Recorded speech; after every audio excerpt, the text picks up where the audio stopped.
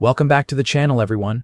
If you've been following along, you already know we've been diving deep into one of the most insightful trading psychology books ever written, The Disciplined Trader by Mark Douglas. In this final part of the audiobook series, we explore the closing chapters, 11 through 17, where Douglas brings together everything he's taught us so far about mindset, discipline, and the true psychology behind successful trading. Chapter 11, Why We Need to Learn How to Adapt. Douglas explains that adaptability is one of the trader's greatest strengths. The market is always changing, and so must we. The key is not to resist uncertainty, but to flow with it, making decisions based on probabilities rather than emotions or rigid expectations. Chapter 12. The Dynamics of Goal Achievement. Here, Douglas dives into how traders can set realistic, meaningful goals. He reminds us that goals must align with our internal beliefs and discipline, not just our desire for profit. Success in trading, he says, comes from mastering ourselves before we can master the market. Chapter 13. Managing Mental Energy. This chapter explores how mental energy influences trading performance. Douglas teaches that our focus, confidence, and patience depend on how we manage stress, fear, and fatigue. A disciplined mind is not just calm, it's also efficient in how it uses mental resources. Chapter 14. Techniques for Effecting Change. Douglas gives practical tools for personal transformation. He emphasizes the importance of self-awareness, affirmations, journaling, and replacing limiting beliefs with empowering ones.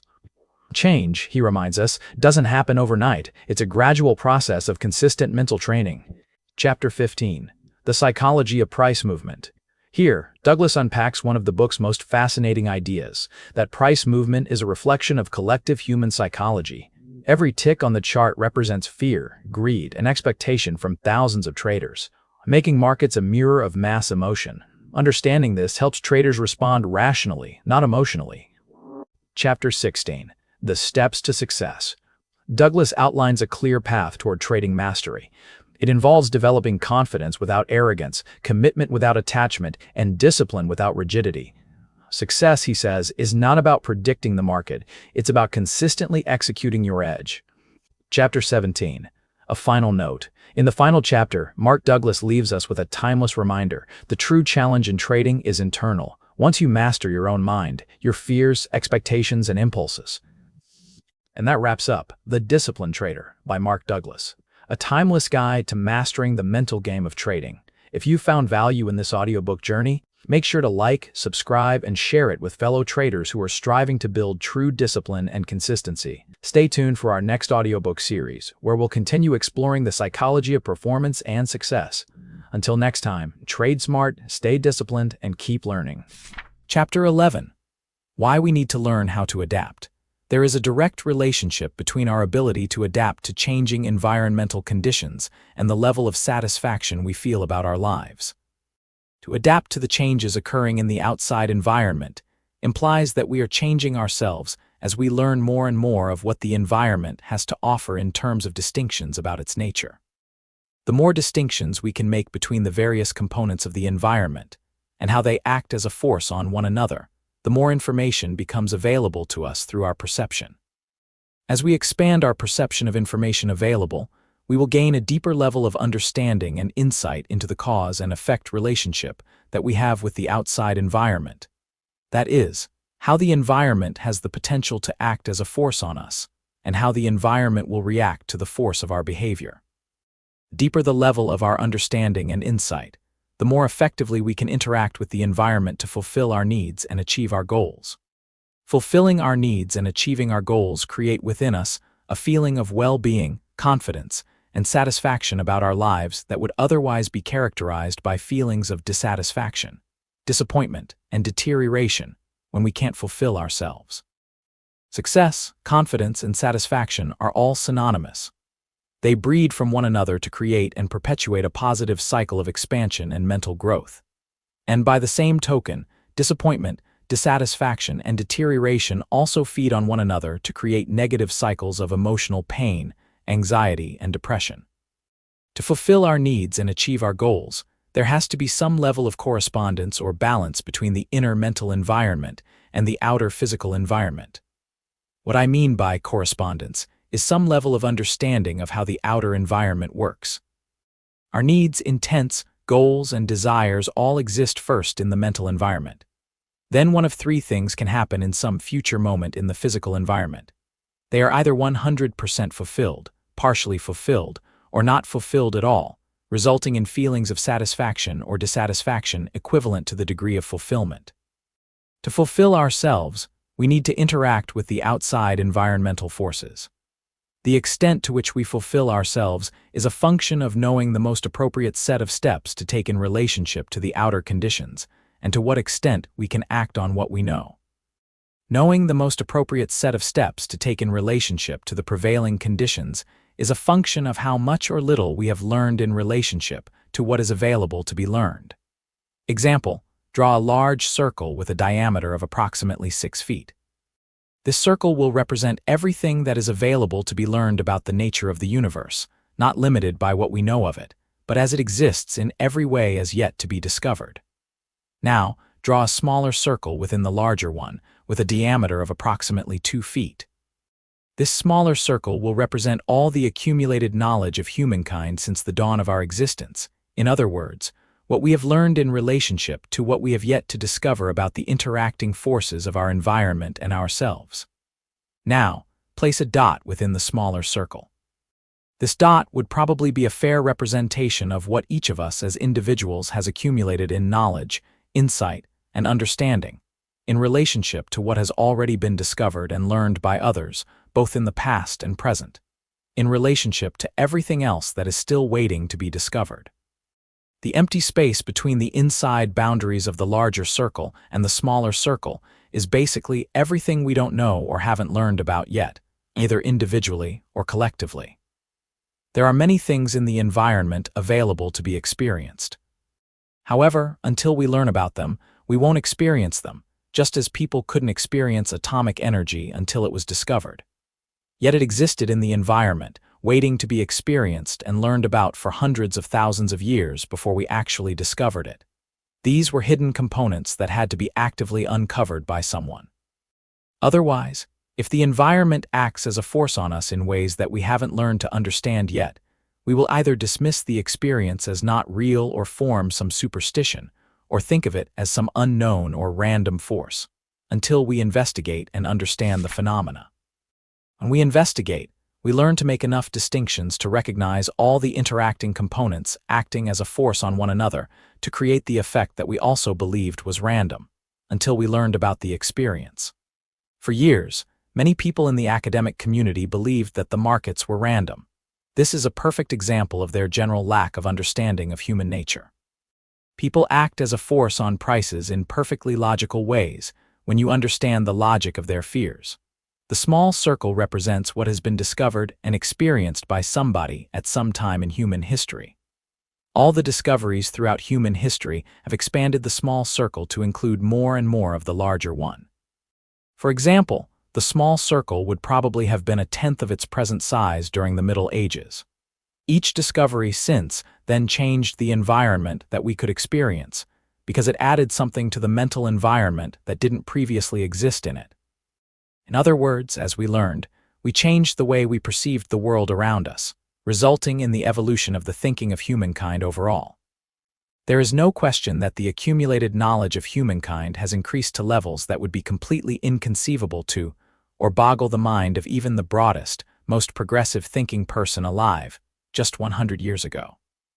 Everything that exists now that didn't exist then, cars, planes, phones, computers, etc., is the result of what someone learned and shared with others, and consequently it changed the consistency and makeup of the environment we live in. And yet all of what we have now existed as possibilities since the beginning of humankind. The possibility for manned spaceflight existed from the first moment that a person looked up into a star-lit sky and wondered what it would be like to be on the moon. Of course, we didn't even attempt to do it until our knowledge evolved to a point where mere wishing could be turned into a reality. What if we could go back to 1889 and tell the typical 40-year-old person about the world their great-great-great-grandchildren will grow up in? There is no way he would believe how different things will be. He wouldn't believe it because he wouldn't have the mental framework to believe it, just like we would have a very difficult time believing what we will have evolved into 100 years from now. Dot simply represents the world we experience as individuals in relationship to what would be possible to experience if we had inside of our mental environment all the accumulated knowledge of humankind. Everything you and I know as individuals in relationship to everything we haven't learned yet would represent the current set of limitations that we operate from. That is, all our individual accumulated knowledge, every memory, belief, distinction, association, insight, or understanding about the nature of the physical environment would all represent our personal limitations compared to what is available in the environment to experience, believe, and understand. That is, there will always be more information available in the environment than what our personal limitations will allow us to perceive or experience. Just contemplate the immensity of what we don't know yet. Consider that every person who exists acts as a force on the environment to change it in some way that can affect us as individuals in some gratifying or unsatisfying way. The way in which each individual acts as a cause to change the environment, which in turn affects everyone else, will correspond to the makeup of his mental environment. So, until you or I understand every facet of everyone else's behavior and the ways in which they can express themselves to act as a force on the environment, meaning the rest of us, then every other person that exists would represent an unknown outside force to the extent that we haven't learned about human nature or understand it. We could start filling in the small circle with dots to represent the knowledge of each individual that exists on the planet, until the circle was almost filled. The blank space left in the small circle would represent knowledge that exists in some form that is not inside the mind of some person alive today. We could also organize the dots into clusters, where each dot would overlap a bit to represent the shared knowledge and beliefs of different cultures, although they couldn't overlap too much because we all know something different because of our individual differences in experiences. The dots would also have to be different sizes to represent the increased or decreased levels of understanding and insight that we operate out of in relationship to one another. For example, the dot of a child would be much smaller than the dot of a typical adult. The physical environment was here before we were born, and we certainly weren't born with the insight that we need to interact with it in such a way that we can assure ourselves of experiencing high levels of satisfaction.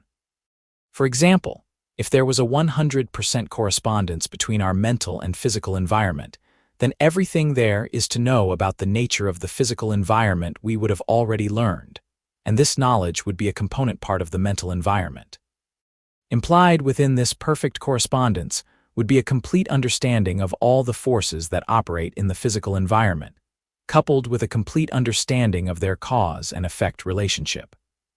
We would know exactly how the environment would act as a force on us to create experience, and how the environment would respond as a counteracting force to the force we apply to it through our behavior. And therefore, with this perfect understanding, we would know the most appropriate set of steps to take to fulfill our needs, intents, goals, and desire, resulting in a complete state of satisfaction. I am defining behavior as the outward physical expression of mental energy acting as a force on the outside environment. Obviously, none of us possesses this kind of perfect correspondence with the environment, and as a result, it is probably safe to say that none of us lives our lives in a complete state of satisfaction. However, the more we understand and know about the interacting forces behind our own behavior and the interacting environmental forces outside of us, the easier it is to fulfill our needs and achieve our goals, resulting in greater levels of satisfaction that we will experience in our lives.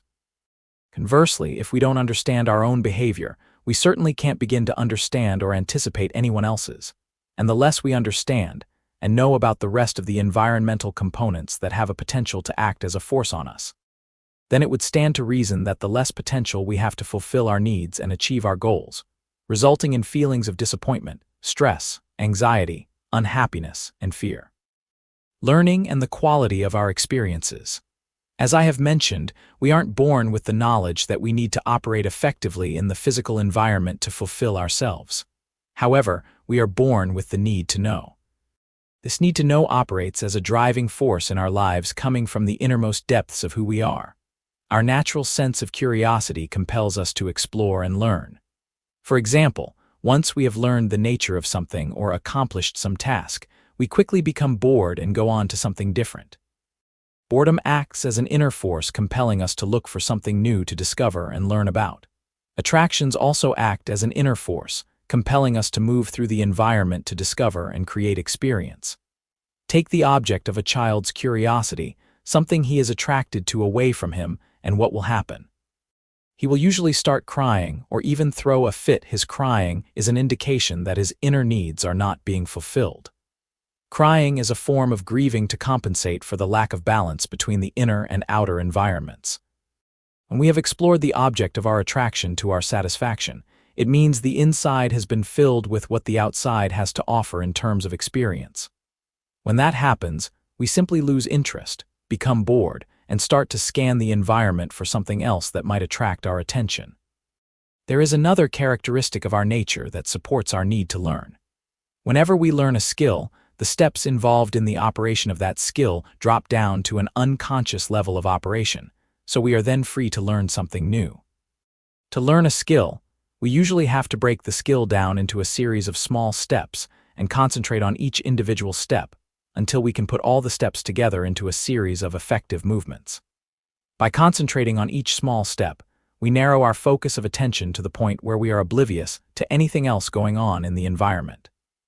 For example, think of a time in your life when you were trying to learn a new skill, say in some sport. And while you were trying to put all the movements together, someone was attempting to get your attention on some completely unrelated matter.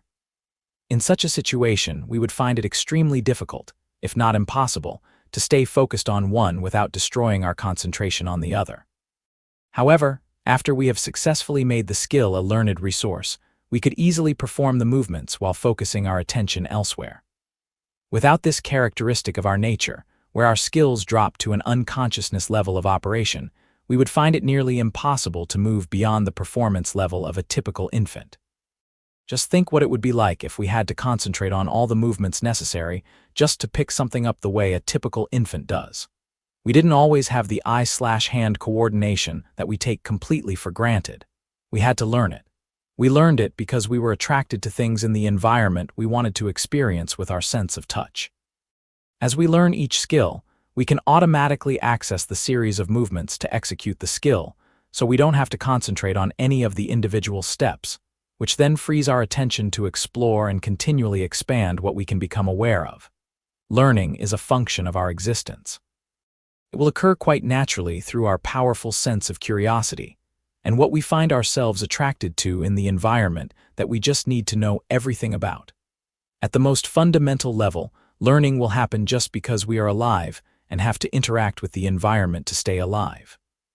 So we will learn something. However, that doesn't necessarily mean that what we have learned is very useful with respect to how we might go about fulfilling ourselves in some satisfactory way. We have very little control in our early years over what we learn about the nature of the outside world and how it works. I will discuss this in more detail in a moment. As we expand our personal dot, as in the example to learn more and more of what the environment has to offer in the way of insight about itself, we increase our level of correspondence with it when we learn.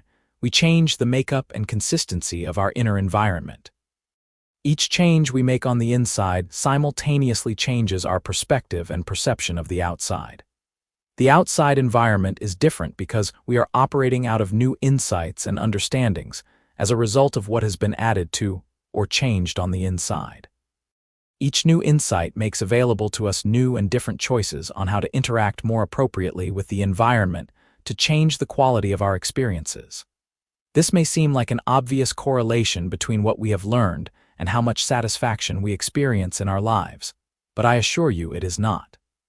If it was so obvious, then most people wouldn't have such a difficult time making the connection between the deteriorating conditions, lack of happiness or satisfaction in their lives, and their lack of insight, coupled with a refusal to acknowledge there is something they don't know and need to learn. There are always greater levels of satisfaction available in every experience until we reach the point where we know everything there is to know. If we did know everything there is to know, we could expect outcomes from the outside that would correspond exactly with the inside mental environment. This kind of perfect correspondence between inner and outer would be the result of our perfect understanding of ourselves, the inner forces that act on our behavior in relationship to the outer environmental forces that act on us. Since none of us is at the level of perfect knowledge, We can assume that within every experience we have with the physical environment, there are other probable experiences resulting from other choices that were available but unknown to us at the time. The point being that what we end up with in any given situation will correspond exactly with our level of understanding, insight, and ability to act on what we know. The more we allow ourselves to learn, the better able we are at making assessments about the possibilities that exist in some future moment. However, implied within the foregoing statement is that we are, first, willing to acknowledge that other possible futures exist, not just the one future that our expectations and beliefs about what we have already learned lock us into. Keep in mind that everything we know in relationship to everything we haven't learned yet would represent the current set of limitations that we operate out of. Conceptually, these individual limitations are no different from the choices people in the Middle Ages were blinded to by believing that the earth was flat. If we aren't willing to acknowledge that in any given situation, more information and choices exist than what our beliefs allow us to perceive, then we will never learn to recognize or anticipate the existence of these other, more satisfying possibilities. By acknowledging the possibility that a more appropriate set of steps exists, we open ourselves up to perceive, and then learn the steps that can lead to greater levels of satisfaction. Refusing to acknowledge the existence of these possibilities would be the same as claiming that electricity didn't exist before it was discovered. And we continually argue for the status quo by defending what we already believe we know. The environment will seem to be constantly assaulting us, resulting in feelings of stress and anxiety. The outer environment becomes assaulting because it is offering us more to learn about the nature of the ways in which things exist, and we are simply refusing to learn. In fact, we can easily determine if we need to learn something to operate in the environment more effectively by just monitoring the way we feel. If there were never an imbalance or lack of correspondence between the mental and the physical environments, then theoretically, we wouldn't ever have a reason to feel disappointment, frustration, confusion, stress, or anxiety. It is only because there is an imbalance, a lack of harmony or correspondence, between the mental and physical that we ever experience any of these unpleasant, negative emotions. Because when there is a balance between the inside and outside, we experience the opposite feelings of joy, happiness, and satisfaction. So it would stand to reason that any time we feel these negative emotions, it is because we either didn't know the most appropriate set of steps, resulting in frustration and disappointment, or we don't know what to do next, resulting in stress, anxiety, and confusion. In any case, our feelings will always tell us about the state of our relationship with the environment and point the way to what we need to learn to experience greater degrees of satisfaction. For example, if we aren't experiencing satisfaction in our personal relationships, would it be too simple to assume that the reason is because we haven't developed the appropriate interpersonal skills? Is it possible that there are certain communication skills available that once learned and used can result in much more satisfying personal relationships and deeper levels of intimacy? The problem is that it is just as easy to assume that the appropriate skills leading to greater levels of satisfaction don't exist, or that we already know what we need to know, and if we aren't experiencing satisfaction now, it must therefore not be possible to experience it at all.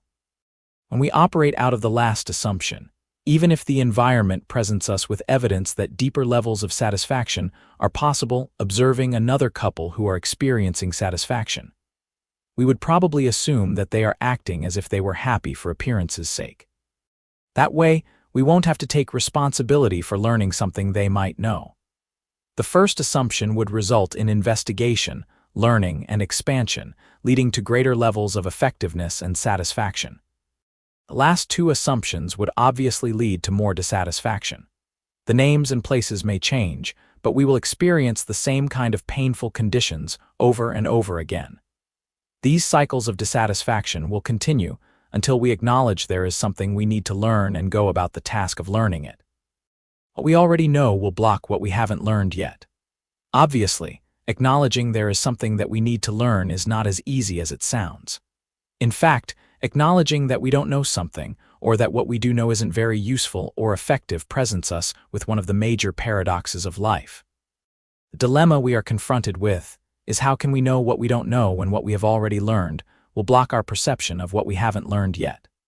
For example, Once we learn that trading is easy, the first few quick winning trades will establish that belief. It will block our perception of information to the contrary, that trading is probably one of the hardest endeavors one could choose to undertake. Each of these beliefs, that trading is easy or trading is hard, would result in the perception of completely different choices as being available from the environment, resulting in very different outcomes based on the choices perceived and acted on. You don't question the usefulness or effectiveness of something we have already learned, simply because what each of us has learned we experienced in some way. That is, we won't question what we have experienced just because we experienced it, meaning the reality of the experience is based in our five senses. What is inside of us we either felt, saw, heard, smelled, or tasted. That's real enough. Once an experience becomes a component part of our mental environment in the form of a memory, belief, or association, it becomes a part of what is commonly believed to be our identity and beyond question. However, we are open to learn practically anything the environment has to offer if we haven't been previously exposed in some way. We will soak up first-time information like a sponge, regardless of what it is. However, once it is inside of us, we will either defend it or defend against it, hide from information in the environment that we don't want to acknowledge as a part of our mental environment, instead of making ourselves available to learn more of what the environment has to offer in the way of insight about itself or ourself, as the case may be. To defend against the intrusion of information requires energy. This investment in energy is commonly referred to as stress. The simplest definition that I can think of for stress is that it is what we feel when we are actively blocking information from the environment. In physical terms, stress is really no different from walking against the wind. Symbolically, the wind would represent various categories of environmental information we don't want to confront. Our bodies walking against the wind would represent what we have already learned, what is already inside of us that blocks what is outside of us. The two forces clash, and we feel stress. One of the biggest ironies of life is that everyone wants to be right. In other words, everyone assumes what they have experienced and learned about the nature of the way things exist to be the true and correct version. The irony is everyone's version is correct by virtue of the fact that what is inside all of us was experienced by our physical senses if we saw it, if we read it, if we heard it, if we felt it, if we tasted it, if we smelled it, or any combination thereof, we experienced it. However, not everybody's version of what the environment has to offer in the way of experiences is particularly useful or effective as a resource for interacting with the environment in a way that would lead to satisfactory outcomes. Just because something gets input into our mental environment doesn't mean that it's of any real value in helping us to fulfill ourselves. A child has no way of conceptualizing how his experiences are forming beliefs about the nature of reality, concepts that would, in fact, be much different under different environmental conditions. He unquestioningly takes an experience as a fact of reality because the beliefs he is forming are founded in feelings and emotions. He does not reflect on his experiences to assess the quality of the beliefs he is forming. He has no way of determining how these beliefs will either act as resources or obstacles to self-expression in the future. The child doesn't understand that any belief that he forms will define reality in a way that excludes other possibilities, or that he will make associations with experiences, lumping components of the environment together in ways that are very limiting and not practical. Many of these beliefs will just naturally be discharged, as his attractions cause him to interact with the environment in new ways. All of us will just naturally grow into a new set of limitations as we expand our awarenesses by learning, which in turn releases us from things we used to believe. However, if the quality of the energy in many of our beliefs is negatively charged, then our fear will act as an obstacle to self-expression, limiting what we can perceive from the environment as possibilities. For example, someone who grew up constantly being belittled or criticized by his parents knows exactly how that feels. The beliefs he forms about himself and his relationship with the environment, as a result, were formed in a reality of pain. Certainly he wouldn't know while growing up that he was forming a belief about his relative unworthiness as a person. Unworthiness is a concept that he may not learn about well into his adult years, and he may never learn how to release himself from the damaging effects. But in the meantime, His fear of being ridiculed and belittled will drastically limit the possibilities he perceives in the environment for self-expression. Many possibilities that seem self-evident to someone without this fear would be totally out of the realm of possibility for him. An even bigger irony is that the more we acknowledge the possibility that our version of the way things exist isn't as effective of a resource as it could be, the more we make ourselves available to learn from the environment. By expanding our personal dot to include more of what is outside of us inside of us, the more it increases our level of correspondence with the outside, leaving less and less of what is out there that we don't know about, thereby increasing our ability to be right. The more we allow ourselves to learn, the better able we are at making assessments about the probabilities that exist in some future moment. How could we not be better off by learning something when you consider that the environment can act as a force on us in an almost infinite variety of ways, some of which we know about, many others we couldn't begin to anticipate unless we keep on learning in spite of what we already know. The more we believe we know, the more we make the environment prove to us that what we know isn't particularly useful or effective. The problem is that proof could be right in front of our noses, and we wouldn't have the mental framework to recognize it, unless we willingly allowed ourselves to confront it and consider it. Otherwise, if we all knew so much, we wouldn't ever experience emotional pain, because it is a perfect indication that we don't know how to interact with the environment to our satisfaction, because if we did, we would. All this should be somewhat apparent, because it is not a typical human characteristic to actively gather and consider information that conflicts with what we already know and believe to be true. However, consider that hidden within the environmental information that we haven't learned to perceive yet, either because we haven't learned to make the appropriate distinctions, or because the information is being blocked by our current set of beliefs, are a more appropriate set of steps to fulfilling ourselves. What we haven't learned yet is outside of each one of us waiting to become a part of our personal dot. What we don't know represents all the information that could result in choices that have much more satisfying outcomes. However, since we can't know what we haven't learned yet, and what we do know blocks the perception of other alternatives that exist for satisfaction, we easily get caught in these terribly unsatisfying life cycles, believing that is all the world has to offer, when our predicament is merely the result of our inability to adapt ourselves. When we do allow ourselves to adapt, we learn that there are always more choices available than our beliefs will allow us to perceive. What I mean by adapt is to identify and actively change something that is already inside of us, so there is a higher degree of correspondence between the inside and outside. Each first-time experience with the physical environment creates a distinction in the mental environment about its nature. All information or possibilities that exist in the same category as that first experience will then be filtered perceptually through what we learned from that experience. Again, I will use the example of a child whose first experience with a dog is a painful one, meaning that the first dog the child attempted to play with, out of his natural sense of curiosity, bit him. As a result of this one experience, the child will naturally associate all dogs with the one that bit him. What he learned will then act as a mental barrier to anything else the environment may have to offer with respect to all other dogs.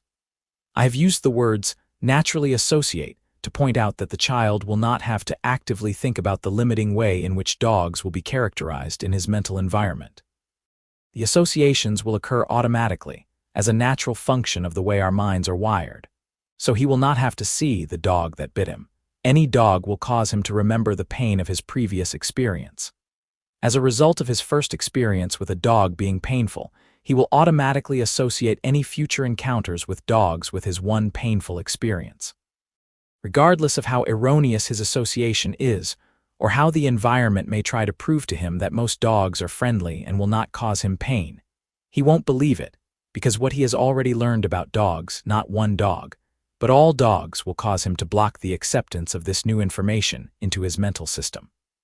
However, if the child's first experience with a dog is positive, he will obviously have no reservations to play with any dog until he has a painful experience.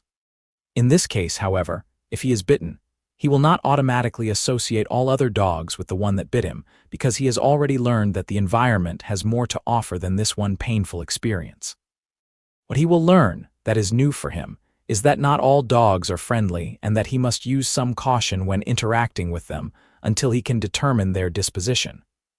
The child whose first experience was painful doesn't know that he can experience happiness and joy with dogs.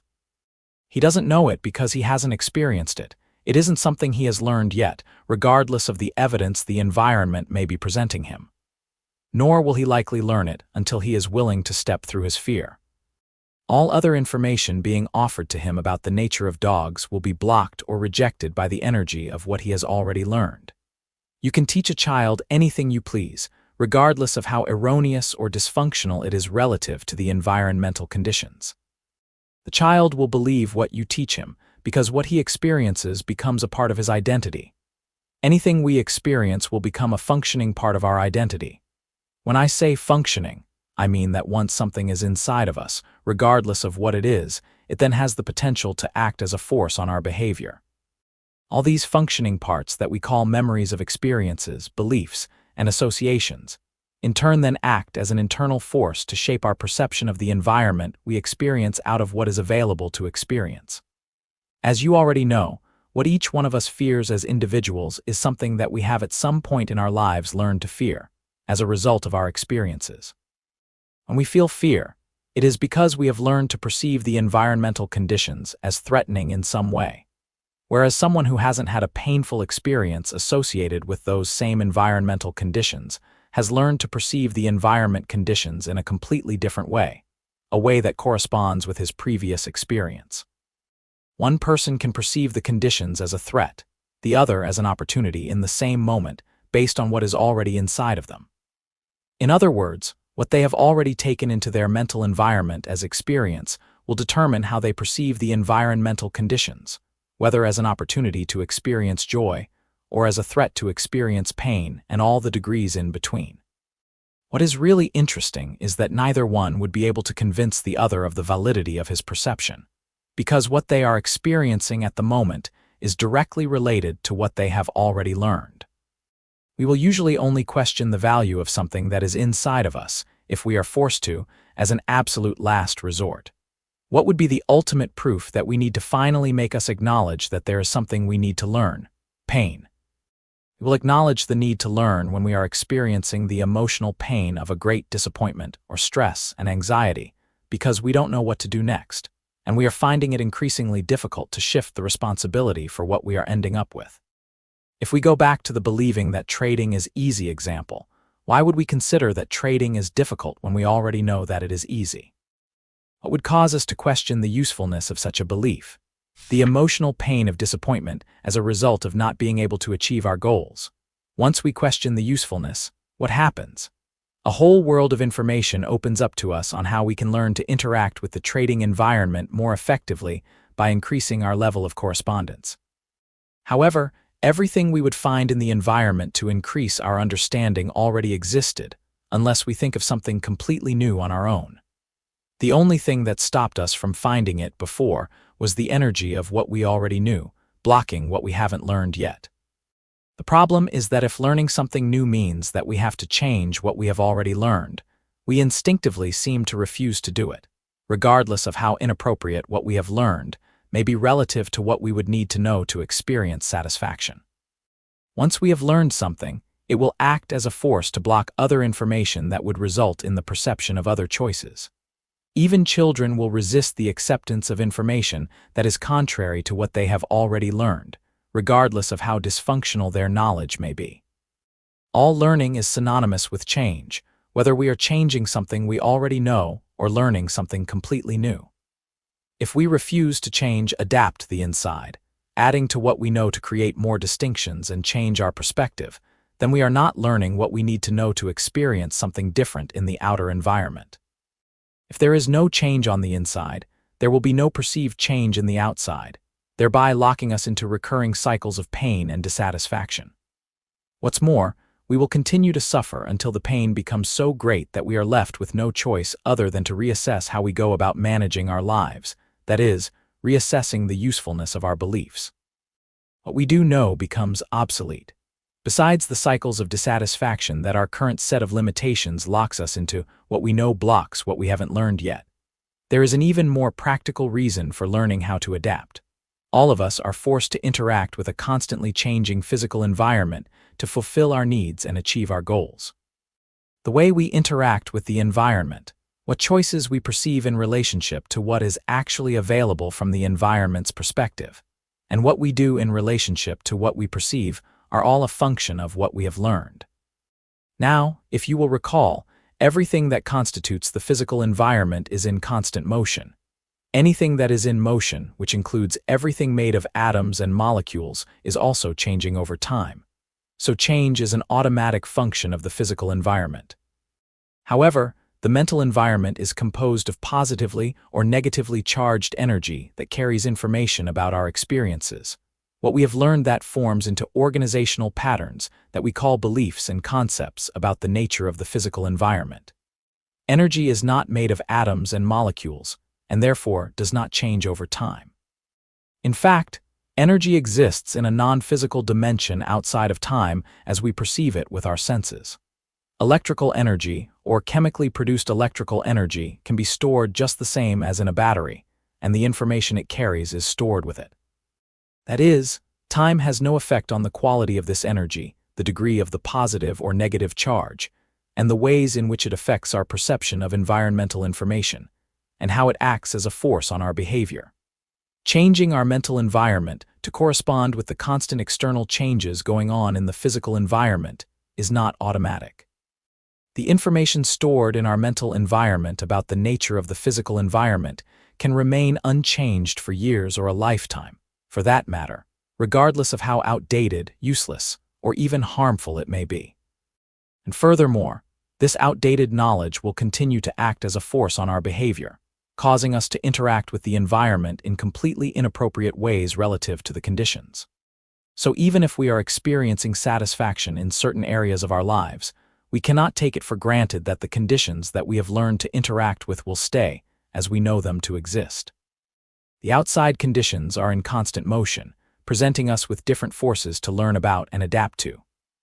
In the market environment, for example, the changes in conditions are highly visible and usually moment to moment, whereas in other types of environments that we typically operate in, the forces of change work a little slower and are less visible, but they are changing nevertheless. The problem is that the conditions will change, and we won't necessarily recognize these changes even if we start to experience some degree of dissatisfaction, unless we are constantly vigilant that even though we have learned something that works, it can still become obsolete. Chapter 12.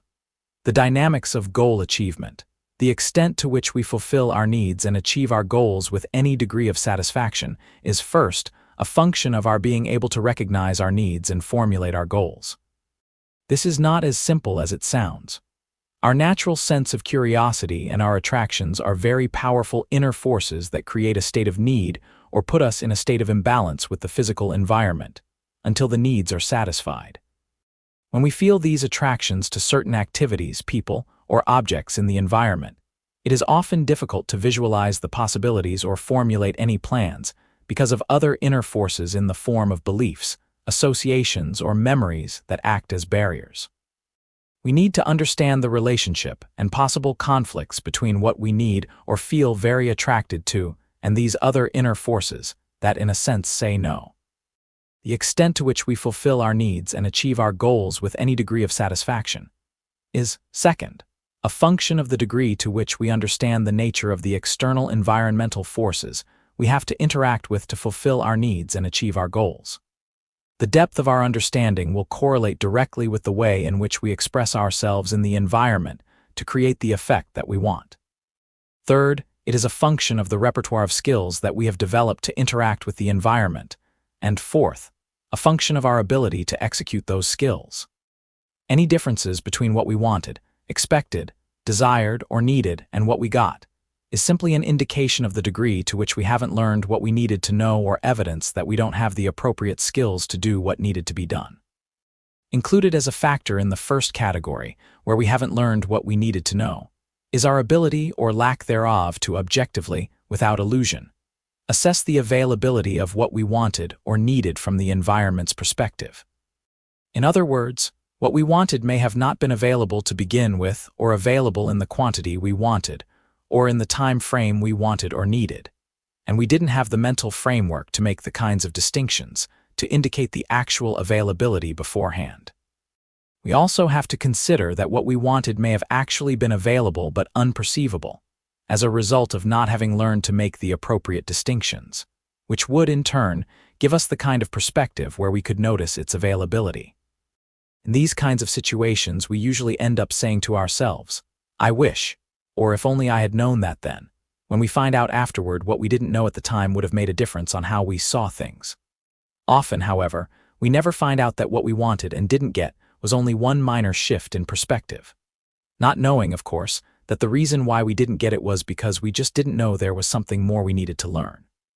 If we had the mental framework to make the appropriate distinctions, we can assume that we would have, unless something was blocking our perception. I might add here that when we interact with other people, if we use force and manipulation to get what otherwise would be unavailable, what we are doing is forcing them to behave outside of their beliefs. If their beliefs were consistent with what we wanted from them, then we wouldn't need to use force or manipulation because a state of harmony would exist. We don't need to use force or manipulation on someone to do something that they already believe in. Whenever we do, it creates a state of imbalance in them that they would normally rectify by some means of revenge that we would just have to deal with at some point in the future. As a general observation of the human condition that goes along with this, most of us spend our lives trying to change what is in front of us to suit the makeup of our inner environment, when all we need to do is change the way we think about what is in front of us, and we will change the quality of our experience of it. In the second category, where we don't have the appropriate skills to do what needed to be done, we may recognize the most appropriate set of steps to take and also objectively assess the availability of what we want. But that doesn't mean that we have the skills to execute those steps. It is possible to underestimate the skills required in relation to the conditions to accomplish what we want, i.e., we don't know any better, or we could overestimate our abilities in relation to the conditions. Furthermore, even if we have learned the appropriate skills, there may be any number of beliefs or fears that act as barriers or limiting forces that will prevent us from properly executing the steps leading to what we want to accomplish. These beliefs or fears can be something that we have a conscious awareness of, or they can be completely subconscious. I am defining subconscious as any experience that we don't have immediate access to with our conscious thought process. For example, someone could be afraid of going into the water, be conscious of the fear itself, but not have the slightest recollection of a painful experience associated with water to know why he can't express himself in that way. There is a very important distinction here that you need to make between recollection and memories. What we experience in the environment becomes a memory. Our ability to bring that memory into our conscious thought process is recollection. Some memories are easy to recall because the pathways to wherever the memory is stored are used a lot. In other words, we remember how to remember certain memories. However, there are many other experiences that become subconscious. These are memories that we have either forgotten how to remember because we don't use the pathways, or we were never really fully aware of what was being perceived by our senses in the first place. However, the point here is that none of what goes into the mental environment disappears, or no longer exists just because we don't remember it. Our ability to recall consciously any particular belief that we are taught as a child, or our ability to recall any particular experience, is not a factor in the dynamics of how any of these mental components act as a force on our behavior. Neither is physical clock time for that matter. Our conscious recollection of experiences may fade with time, but time has no impact on the electrical charge quality of energy, or the amount of emotional force behind the charge. For example, the old adage that time heals all wounds is not applicable to the mental environment. Time will heal wounds to the body, because the body is a part of a physical reality where everything is in motion and changing over time. However, time has no impact on the memories stored in our mental environment because the mental environment is not composed of physical matter. It is composed of stored energy that does not change with the passing of time. Emotional wounds, negatively charged mental energy, will never go away unless we learn how to release ourselves from them or change them.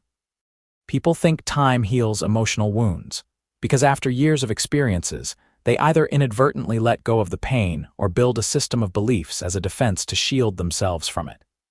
In fact, Our seemingly infinite capacity to resist acknowledging the injury and hiding the effects of emotional wounds makes them very elusive. We almost always know when we have injured our bodies in some way. If you break your leg, you know it because you won't be able to walk. If it doesn't heal properly, you will know that too because you won't be able to walk the same as before, or it may still hurt to walk.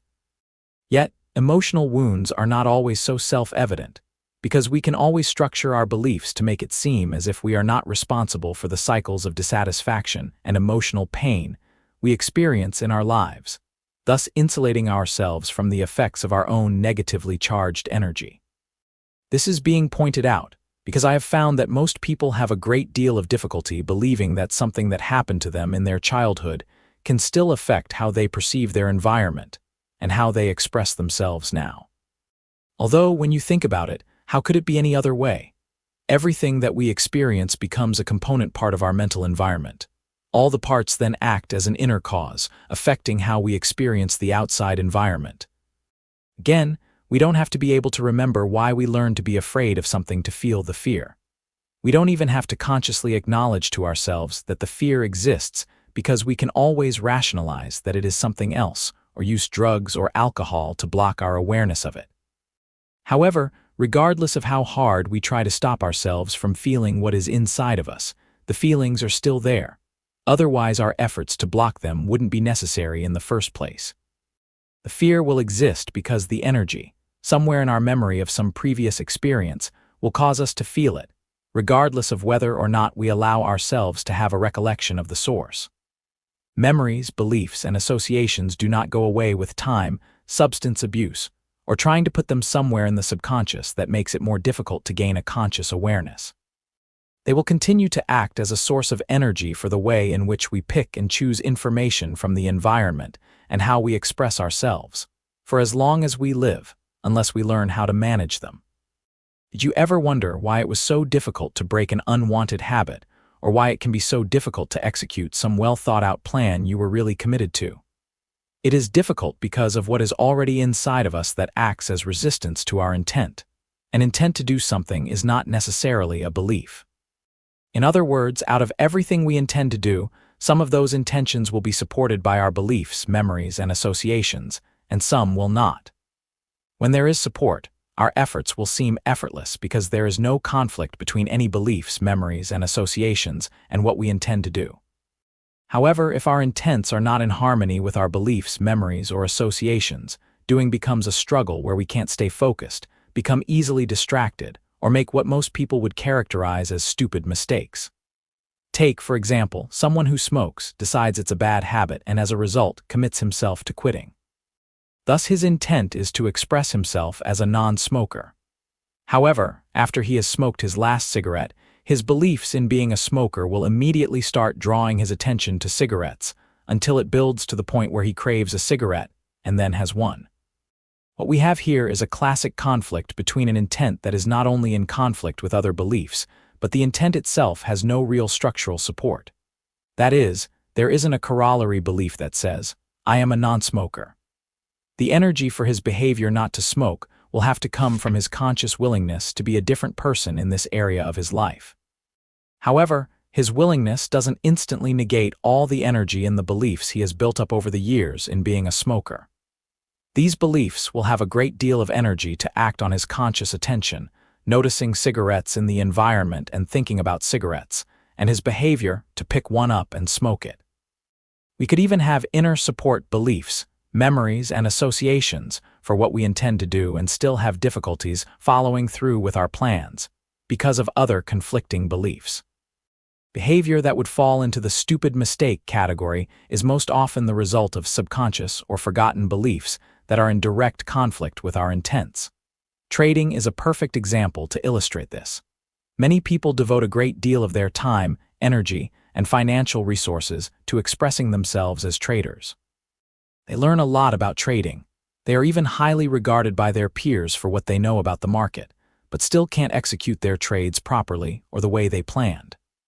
There are traders who can consistently make money day after day until they get to certain threshold levels, and then promptly give all their profits back to the market in one or two trades. The way they give their money back is completely inconsistent with their trading style while they were making money. After they have lost a sufficient amount of money, they go back to the way they normally trade and start the process all over again. This kind of behavior is no accident. It happens for a reason. In each of these situations, these traders certainly had developed effective, workable strategies to be successful. They definitely had some highly structured beliefs to support their expression as a trader. However, what they haven't done is identify and discharge a whole host of other beliefs, both conscious and subconscious, that are in direct conflict with the endeavor of trading or making money as a trader. For example, there are many beliefs related to one's religious upbringing that are in direct conflict with the whole concept of speculating. And what is trading but taking money away from other traders with no services rendered? This kind of activity isn't consistent with most religious teachings. Another typical example is most people grow up with very powerful beliefs related to the work ethic. They have very rigid definitions about what constitutes work and how one earns one's money. Trading doesn't exactly fit into most of these definitions either. So regardless of how highly developed one's trading strategies become, the act of trading will still violate the integrity of any belief that is in conflict with the act of trading or making money from trading. Eventually, the unexpressed energy accumulating in these conflicting beliefs will build to the point where the trader will find himself behaving in a manner completely inconsistent with his trading rules or intent to make money.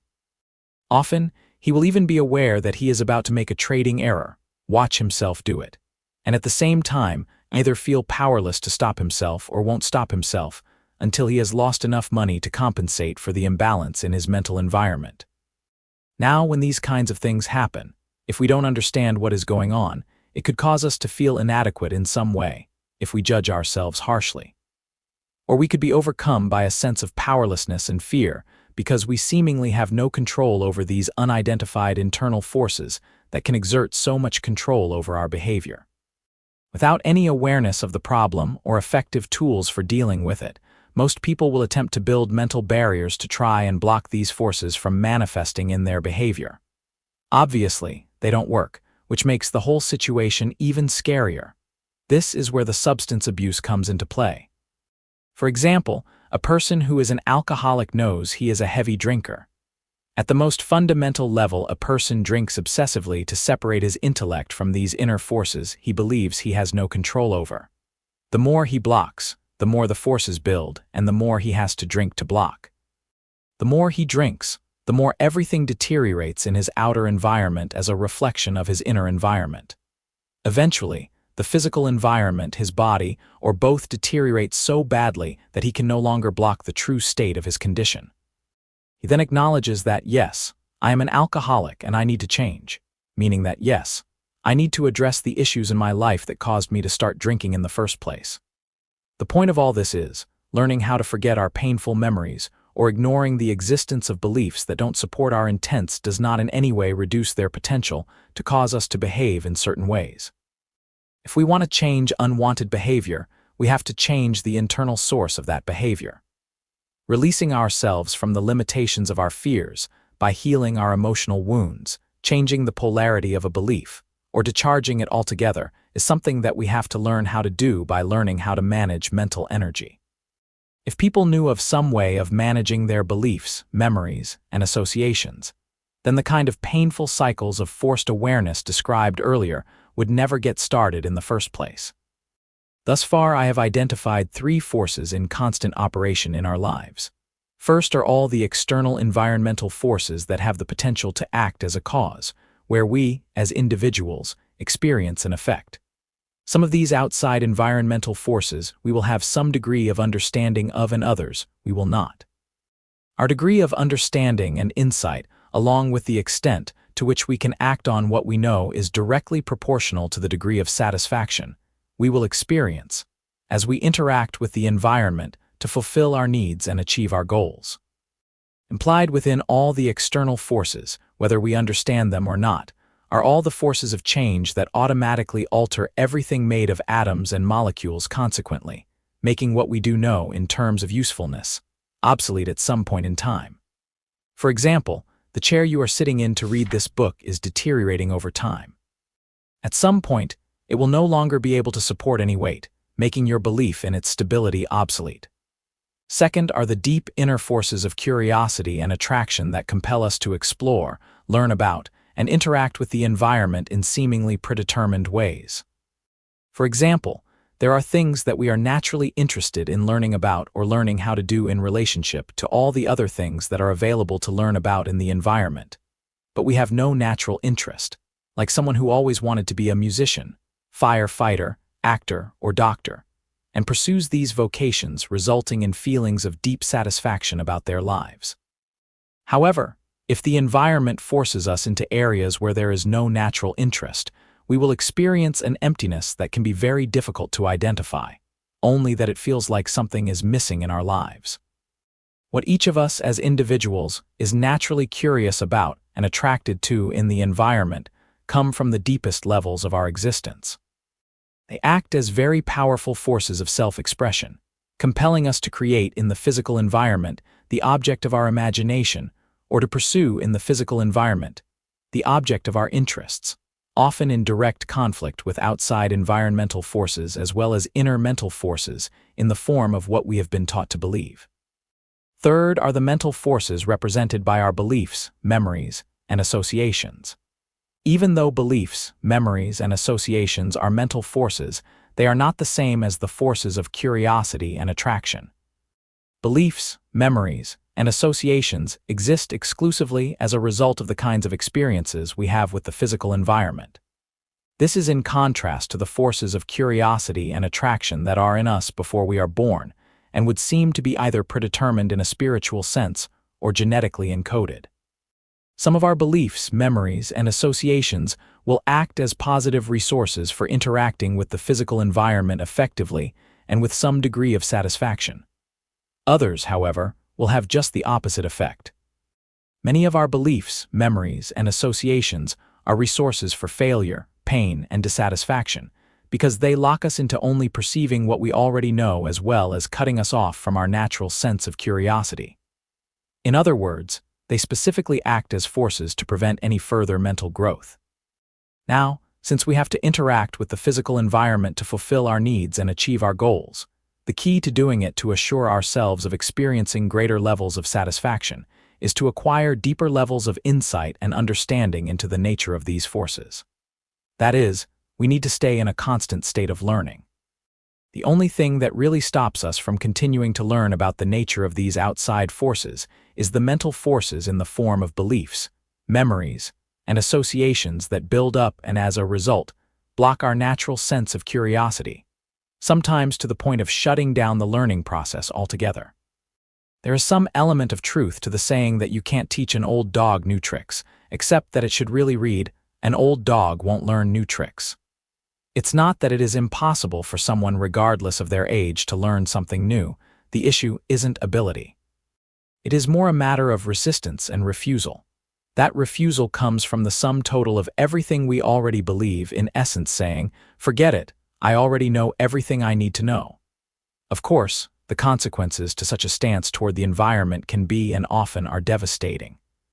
And it invariably always takes some truly devastating event, or a series of them, before someone who has this kind of attitude will acknowledge that the reason for their plight is that they just refuse to allow any changes in their mental environment. Of course, this know-it-all attitude is very easy to recognize in someone else. The trick is learning how to recognize it ourselves, because it exists in all of us as a natural function of the ways in which beliefs, memories, and associations manage information. To stay in a constant state of learning, we need to learn how to adapt.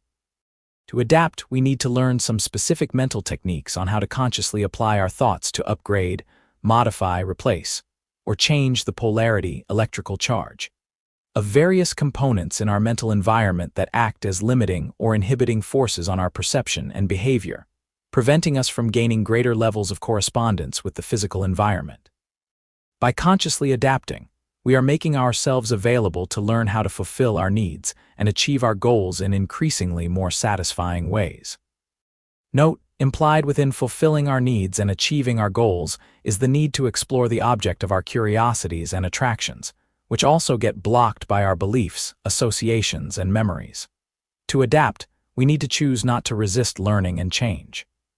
This requires a willingness on our part to think outside of the limitations established by our beliefs, associations, and memories, and a willingness to learn how to manage mental energy so we can release ourselves from the negative effects of our painful memories. When we learn how to change the polarity of a painful memory, it isn't painful any longer. When the memory is discharged or drained of the negatively charged energy, it will no longer have the potential to generate fear. Fear always limits the number of choices we perceive as available from the environment by the way it causes us to focus our attention on the object of our fear. The net effect is we end up creating for ourselves exactly what we are trying to avoid. It is important for you to note that when we change the polarity of a memory, it doesn't actually change the structure of the memory. In other words, we don't forget the experience, so we can still use it as a part of our repertoire of what we know about the nature of the physical environment. We change the quality of energy of a memory from negative to positive. We negate the memory's potential to generate fear, thereby allowing us to perceive all the other choices for experience available from the environment in the same moment. Preferably, this willingness to change will come from somewhere other than out of desperation. The idea is to learn how to recognize what we need to know long before the conditions deteriorate to the levels of desperation. To do this requires that we incorporate into our mental system 3 very fundamental assumptions that will help us to maintain a healthy relationship with the environment and generate the energy behind the willingness that we will need to start such a process, after which experiencing the benefits will act as the driving force behind our willingness. The first assumption is that we haven't learned everything there is to know. And, as a result, there are always going to be unknown forces acting upon us until our understanding of everything outside of us evolves to the point where we have simultaneous awareness of everything going on in the environment. The implications here are that we need to be in a constant state of learning from the moment we are born to the moment we die, because our intellect has not yet evolved to the point of simultaneous perception of all information that is available in any given moment. Until then, we are forced to pick and choose the information we experience based on what we have learned to believe. The second assumption is that what we have learned to believe either by force, unwillingly thrust upon us, as an expression of the outside environment, or by choice as an expression of inner forces that operate within us like our curiosity and attractions, may not be very useful with respect to fulfilling ourselves in some satisfying manner. The third assumption is that what we have learned that is useful and works to our satisfaction is still subject to change because of the changing environmental conditions. In other words, what we may need to know to experience more satisfaction and happiness in our lives will often have to replace partially or invalidate completely what we have already learned. Refusing to change what we have already learned is virtually the same as saying that we already know everything there is to know and don't need to learn anything further. Of course, we could easily know if we didn't need to adapt because we would be in a perpetual state of satisfaction. Anything less than a feeling of satisfaction from our interaction with the environment is an indication that we need to learn something, the perfection of the moment.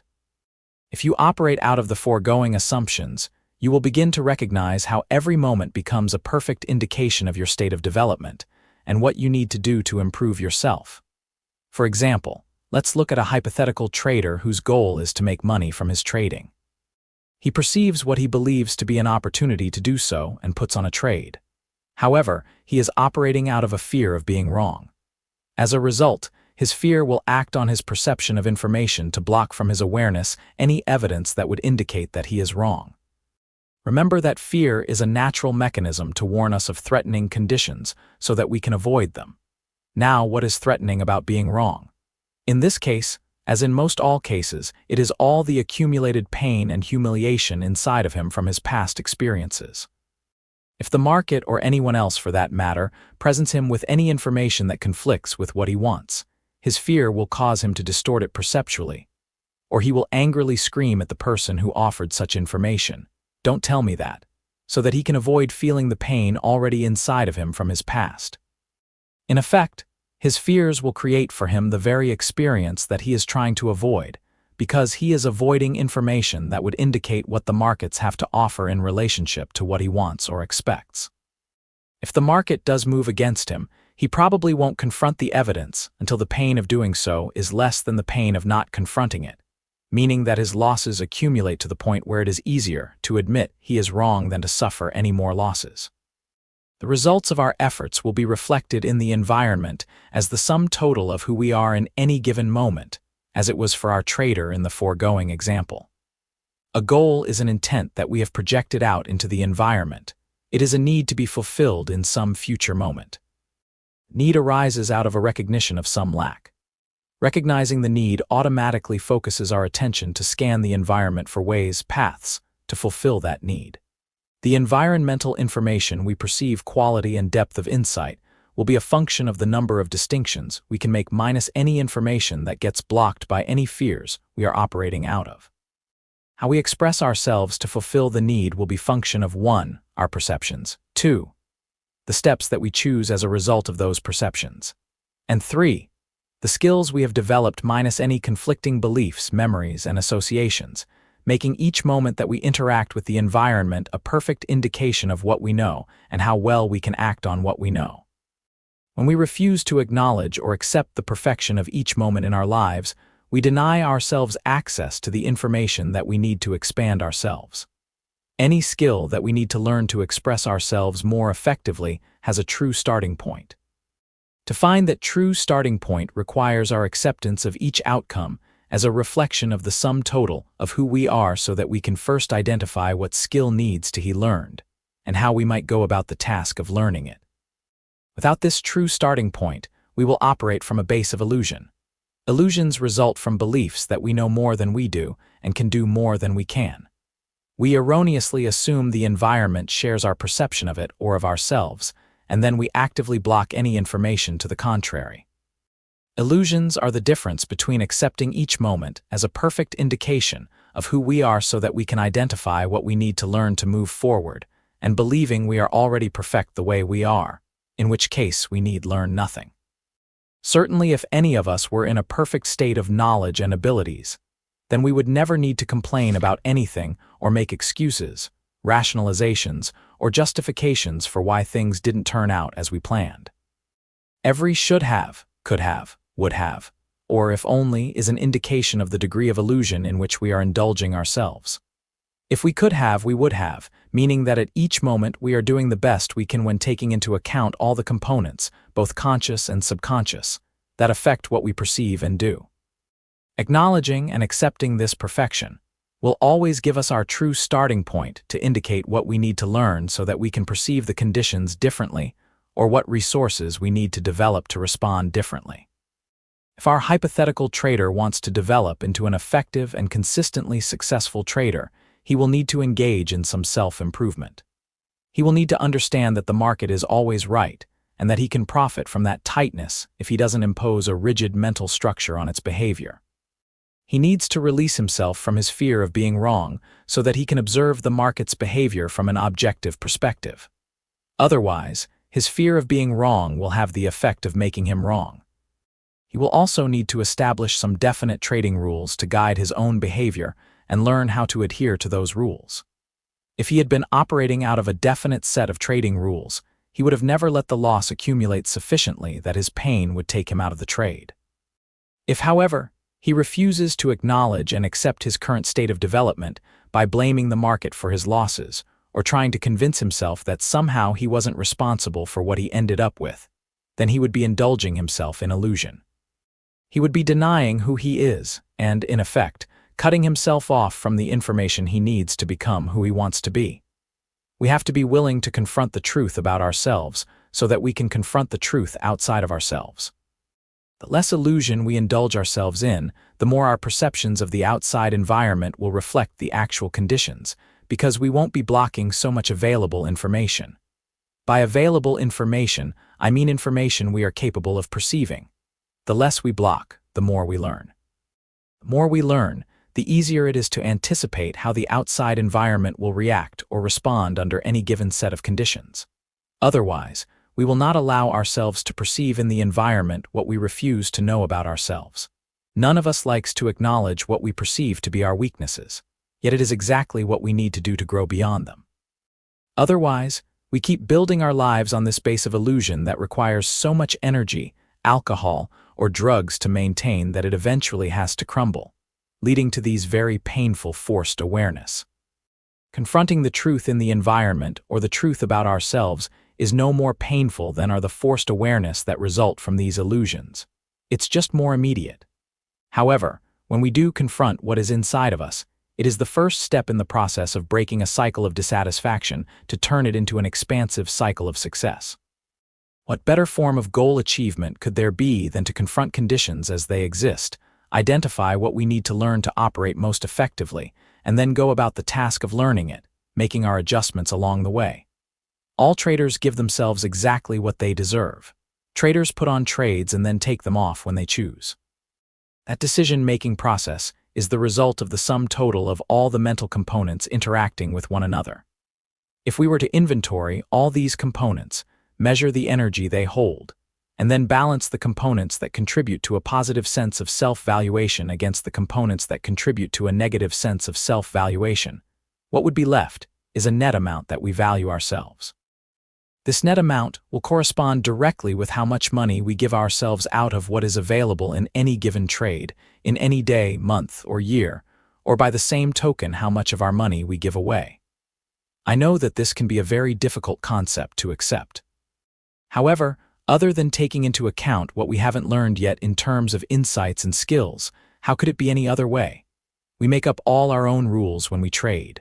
No one forces us in or out of the markets unless a position is liquidated by a brokerage firm for lack of margin. In any given trade, there are a number of possibilities to take profits or cut losses. What we decide to do in each instance with respect to each possibility will be the result of our perceptions and all the internal components affecting those perceptions. What we actually end up doing will be the result of what we decide and our ability to execute our decisions, which again will be determined by a number of mental factors, all of which contribute to our sense of self-valuation. Trading is an exercise in accumulating money. Once we have learned how to trade, perceive opportunity, and execute our trades, who else or what else could be responsible for what we end up with? In fact, if traders were to chart their equity, it would reflect their internal conflicts and what they think of themselves on a day-to-day, month-to-month, or year-to-year basis. These charts would look very much like the typical bar or point and figure charts of the markets themselves, with support and resistance levels, consolidation zones, rallies, sell-offs, and retracements. All these patterns would reflect the trader's state of mind, just as the markets themselves reflect the collective state of mind of all its participants.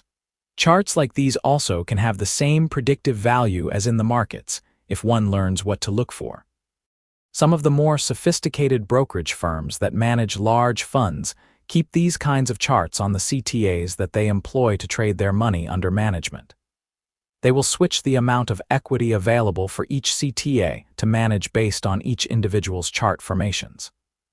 In other words, once you build up some history, it isn't too difficult to determine when someone is about to take a big hit because of the psychological forces building inside of him, just as the collective forces of the market build before a big move.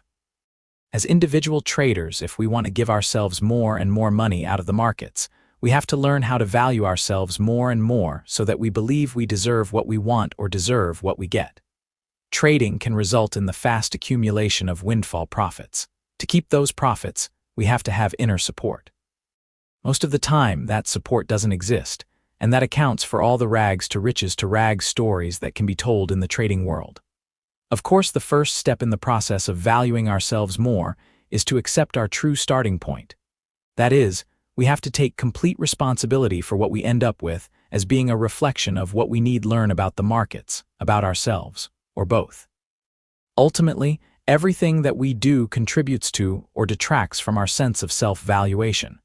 That is why it can fluctuate from day to day or moment to moment. The best way that I know of to add to our sense of valuation is to commit ourselves to the process of growth. Chapter 13. Managing Mental Energy. What do I mean by managing mental energy, you ask? There are many ways that we already manage mental energy but probably wouldn't think of it in such a way. For example, isn't it possible to take what starts out to be a slight emotional wound, like some minor insult, and intensify the emotional energy behind that wound to the point where we could end up in a state of emotional frenzy. How do we accomplish this? By our willingness to think about whatever caused us to feel insulted. Our thoughts can add energy to or detract energy from the wound, depending on what kind of thoughts we choose to think. If we think destructive thoughts, we will be adding negatively charged energy to intensify the wound. And it goes without saying that we can carry this to whatever extreme we choose, and furthermore, stop whenever we choose or whenever we are willing to. However, stopping does become more difficult in direct proportion to the amount of energy involved. Aren't we, in effect, managing or manipulating mental energy when we purposefully make ourselves more angry than when we started out by channeling negative thoughts through an experience? By the same token, if we think positive thoughts, we will detract emotional energy from the wound. I am sure anyone reading this book has noticed that when a person wants to stay angry, he will refuse to listen to anything that might diffuse his anger. When we refuse to listen to the voice of reason, so to speak, we are making a choice not to manage mental energy. The only reason why an angry person has to shut out the voice of reason is because he knows the information has the potential to change the way he feels. He knows that if he changes his perspective, which will, in turn, change the way he feels, he will experience a different environment on the outside. If he isn't willing to change, regardless of what the benefits may be, he will refuse to use his thoughts in a way that would allow him to experience those benefits. These examples are just a few of the many ways in which we already manipulate our mental environment to suit our purposes based on our willingness to do so. Certainly, if it is possible to manage mental energy for destructive purposes, it must also be possible to manage it for constructive purposes. The key concepts here are willingness and purpose. The willingness is to consciously direct our thoughts toward a specific intent to change something on the inside that isn't useful. Thoughts are a very powerful tool to effect changes in the mental environment. You can use them to shift, rearrange, add to, detract from, or change the polarity of various mental components. Thoughts are a form of energy, probably no different from electricity or light. They can act as a cause to produce some effect in the physical environment, as when we speak our thoughts, for example, as well as act as a cause to produce an effect in the mental environment. When we use our thoughts directed inward, we are basically using one form of energy as a tool to change the consistency and makeup of another form of energy, like using our thoughts to change a belief or release the negative energy out of a painful memory. It is precisely because of the inherent power within thoughts that people are so protective of themselves with the kinds of information people's thoughts expressed physically, they will expose themselves to. Everyone instinctively knows that if we allow ourselves to think about something, the thoughts have the power to change the way things exist inside of us. And once things change on the inside, we know we will perceive and experience a different outside. If we don't want to disturb the current relationship between inner and outer, we will consciously do whatever is necessary to make sure that we don't expose ourselves to anything that might threaten that relationship or think about anything in a way that would change the relationship. Change is the result of, first, a willingness to think. Personally, I believe that if we weren't meant to keep on growing mentally, adding to who we are by transcending what we have already learned, and furthermore, if we weren't meant to direct that growth at a conscious level, then we would not have been given the ability to think, reason, and create. Implied within our ability to think, reason, and create is the inherent capability to learn our way out of the painful situations and dissatisfying life cycles in which we find ourselves. Painful life cycles begin with and are perpetuated by painful memories. So in essence, what I am stating is that inherent within our ability to think and reason is the capability to heal our emotional wounds so that we can perceive what is available from the environment beyond our fears. Healing emotional wounds is something that we have to learn how to do by learning how to manage mental energy. Learning how to forget our painful memories by making them subconscious does not in any way reduce their significance on our perception of environmental information, or their potential to cause us to behave in certain ways. This is the gift of creativity that we were all born with. It is the capability to think beyond what our current beliefs, memories, and association would dictate as being true about the environment. The capability to reason beyond our current set of limitations, beliefs, painful memories, and erroneous associations, or use our imaginations creatively, is the one compensating force that allows us to grow, improve, and evolve beyond the painful and destructive life cycles that we get caught in, both as individuals and as a culture. However, there is something here that you may need to be mindful of. A capability to do something is not necessarily an ability to do something. Before a capability becomes an ability, it has to be cultivated into a skill. For example, we can use our imaginations to visualize and then project into the environment the fulfillment of some need or goal in some future moment. But that doesn't mean we are using our imaginations creatively. We may just be using our imaginations to project what is already in our memories or what we already believe. The same is true for our thoughts. Most of the time, they will originate out of our current set of beliefs and memories, so that what we will be thinking will correspond with the status quo. To create a more satisfying future for ourselves, we need to be able to imagine this future and project it out into the environment as some future moment. There is a direct correlation between what we project and what is already inside of us, unless, of course, we are imagining something beyond what we already know. The only real limitations that exist with respect to thought are those rules that were either taught to us or the ones we made up for ourselves. We are not in any way restricted to just thinking about what we already believe is true or what we have already experienced. We are free to roam anywhere in our thoughts to explore any number of possibilities and choose to act on one of them, regardless of whether it is inside or outside of the current set of rules from which we operate, even to the point of using our thoughts to change any rules that we may have that says we can't. If we weren't meant to direct our own changes by thinking about how we might learn how to lead happier and more satisfying lives, then thinking, reasoning, and creativity wouldn't exist. To experience the same kind of painful conditions over and over again, in an environment that is in constant motion, implies that we don't perceive any other choices as being available that would result in more satisfying outcomes. What we perceive is directly connected to what we already know. To perceive other choices, other than the ones our beliefs, memories, and associations lock us into, we have to know something we haven't learned yet. So, learning our way out of a situation that is perpetually dissatisfying requires that we be open to thinking beyond what we already know. The environment will always offer us an opportunity for some degree of love, harmony, happiness, and success, or some degree of despair, disappointment, anger, hate, and betrayal. What we end up with from each of these moments has to be a reflection of what is inside of us, because the environment does not interpret the information it has to offer in any given moment. That process happens exclusively in each one of us. Remember the free money example in Chapter 10.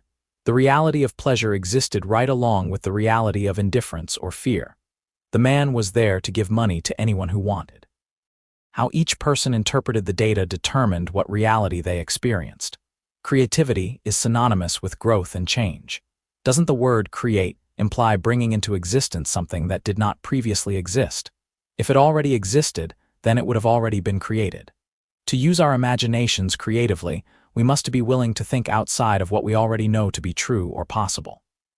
For those of you who are not that familiar with various forms of creative thinking, you would be surprised how just the willingness to question the usefulness of something inside of us will bring forth an avalanche of inspiring alternatives.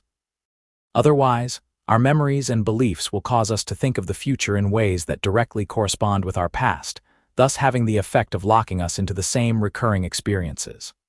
The names and places may change, but the situations and circumstances and conditions always remain the same because we aren't changing our mental framework to perceive anything different. Necessity is the mother of invention. In other words, the need to create some new machine, device, or process to save time, save money, or make money isn't any different from the need to create a new you to experience success and a more satisfying life. The need will act as a force behind our thoughts to think beyond our current barriers so that we can expand. The barriers that act as a resisting force preventing us from expanding consist of many of our beliefs and all our painful memories. So we need a force to counteract and penetrate those barriers. That force is our thoughts and our willingness to use them in creative ways. Our lives would become a lot easier to live and potentially more satisfying if we operated out of the belief that we are in a state of imperfect knowledge, evolving towards something that we haven't become yet. Everything is evolving into something that it isn't yet. It may not seem like it at times, but each moment of each day, we change into someone who is not the person we were a moment ago. At the physical level, new cells are born and old cells die. At the mental level, each moment that passes, we experience something. Each experience adds to the inner environment in the form of a memory or belief. Each memory and belief builds a self-concept that acts as a force on how we interact with the environment. Then, as we interact with the environment, we change it in some way, creating a new environment for us to discover and experience. Everything that exists is evolving, because everything that exists is in motion, and motion creates change. Even the grandest mountain will eventually wear away into small rocks, which will themselves turn into sand and then dust. However, the main point here is that implied within this concept of evolution, where we are in a state of imperfect knowledge, is the view that mistakes don't exist. Mistakes just point the way to something that we haven't learned yet and obviously need to know. What exactly is a mistake anyway? We certainly weren't born with a concept or definition of what a mistake is. If left alone, all children will naturally keep on interacting with the environment to satisfy their own inner needs to learn and grow until they start to learn that what they are doing isn't quite up to the standards set by the people who are watching them. All children just love to be watched. The criteria that we use for how we define a mistake is something that we had to learn from someone. In other words, our parents and teachers passed their definitions on to us. These definitions would represent the mental framework for their unresolved, painful experiences, and what they themselves haven't learned about as being available from the environment beyond their pain. In other words, we pass on our ignorance as well as our wisdom without knowing at the time the difference between the two. And what was passed on that was dysfunctional will be regarded as the truth, just the same as the wisdom. When we as adults instill in our children our rigid definitions of what constitutes a mistake, thinking that what we are going to do is save them, all we are really doing is perpetuating our pain in the next generation. A mistake isn't resolved until we evolve in our understanding to the point where we can garner the insight that is available from the experience. When that point is reached, what we experienced is no longer a mistake or painful because of what we have learned. However, until that point is reached, if ever, we will feel compelled to save others from the painful lessons of our mistakes, even to the point of beating it into them for their own good, of course. By using pain, either emotional or physical, as a means to save others from our mistakes, in effect, what we are really doing is creating a cycle of fear. Ensure that our limited level of understanding and insight will be maintained in them, because fear is a contracting force that stifles the learning process. In a very real way, we inflict the pain of our unresolved mistakes on our children, just as our parents inflicted the pain of their unresolved mistakes on us. And it goes on generation after generation, until someone decides to use their creative powers to break the cycle. To operate out of this belief in evolution, so that we can naturally learn from the choices that we make, we have to first change our definitions of what constitutes a mistake. It is precisely these kinds of beliefs that act as mental blocks to perceive a more satisfying way of living. Mistakes are virtually synonymous with pain.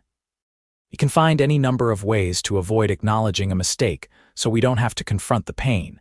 And in the process, we cut ourselves off from what we need to know to grow, expand, and improve our lives. Even when we make a mistake where we supposedly knew better, if we really knew better, then we wouldn't have made the choices that we did that resulted in an outcome we define as a mistake. So we can assume that there is something inside of us that conflicts with our better judgment, that has more power to influence our behavior.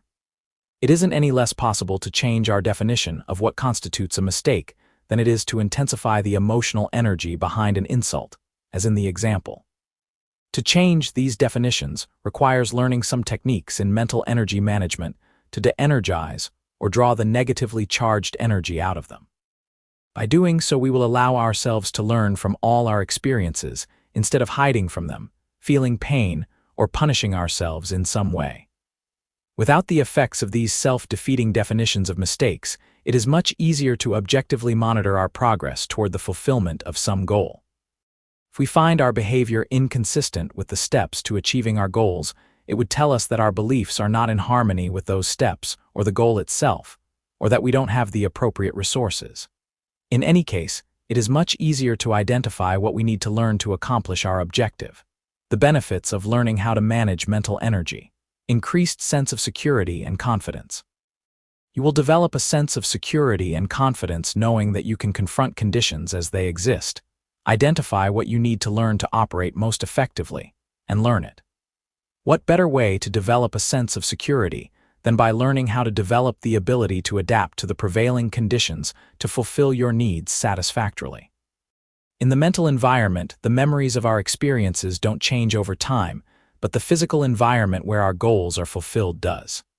It is constantly moving forward, offering us new conditions, which in turn offer us different possibilities and opportunities if we are open to being able to perceive them.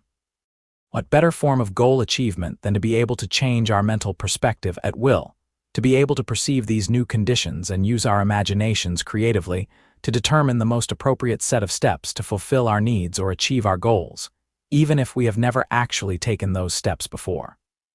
For a truly successful trader, this form of thinking is essential. Possibilities of the type of movement the markets can display are almost endless because of the diverse number of forces affecting it. All of us have this tendency to mentally lock ourselves into only a very limited number of those ways.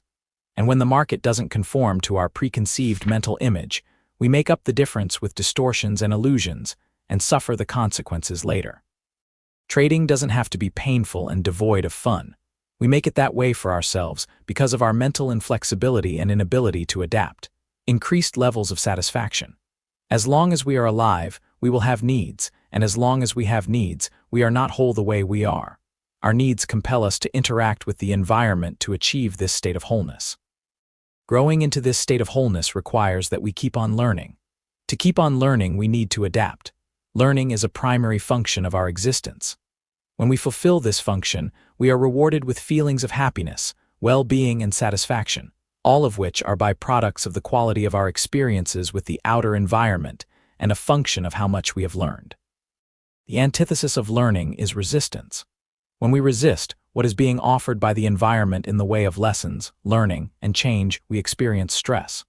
Stress is the opposite of the sense of well-being, happiness, and excitement that we feel when we are learning. If we refuse to adapt, we shut down the learning process. The quality of our experiences deteriorates because our relationship with the outer environment deteriorates. The outer environment keeps on changing while we remain unchanged, resulting in less of a correspondence between what is out there and what we know. Ultimately, we end up punishing ourselves for our resistance to adapt because what we experience is pain, disappointment, stress, anxiety, and dissatisfaction, which are all byproducts of our lack of insight, understanding, and what we won't allow ourselves to do because of fear. Increased intuition. As you gain in your confidence to change the inside to experience a different outside, you will also increase your ability to confront difficult issues that all of us would have a tendency to avoid. Instead of confronting, we learn a number of avoidance techniques like alcohol, drugs, distortions, rationalizations, or even wishing and hoping, all of which can result in painful forced awareness. We eventually have to confront these issues anyway because they rarely, if ever, just go away. The longer we wait, the worse the conditions usually get, making it increasingly more difficult to resolve. However, there is another less obvious problem with avoidance, especially with respect to wishing and hoping.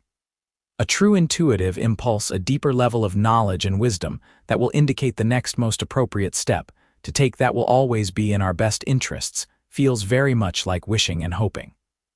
In other words, it is very difficult to distinguish between the two, making it very easy to mix them up, which is one of the reasons why we find it so difficult to trust our intuition.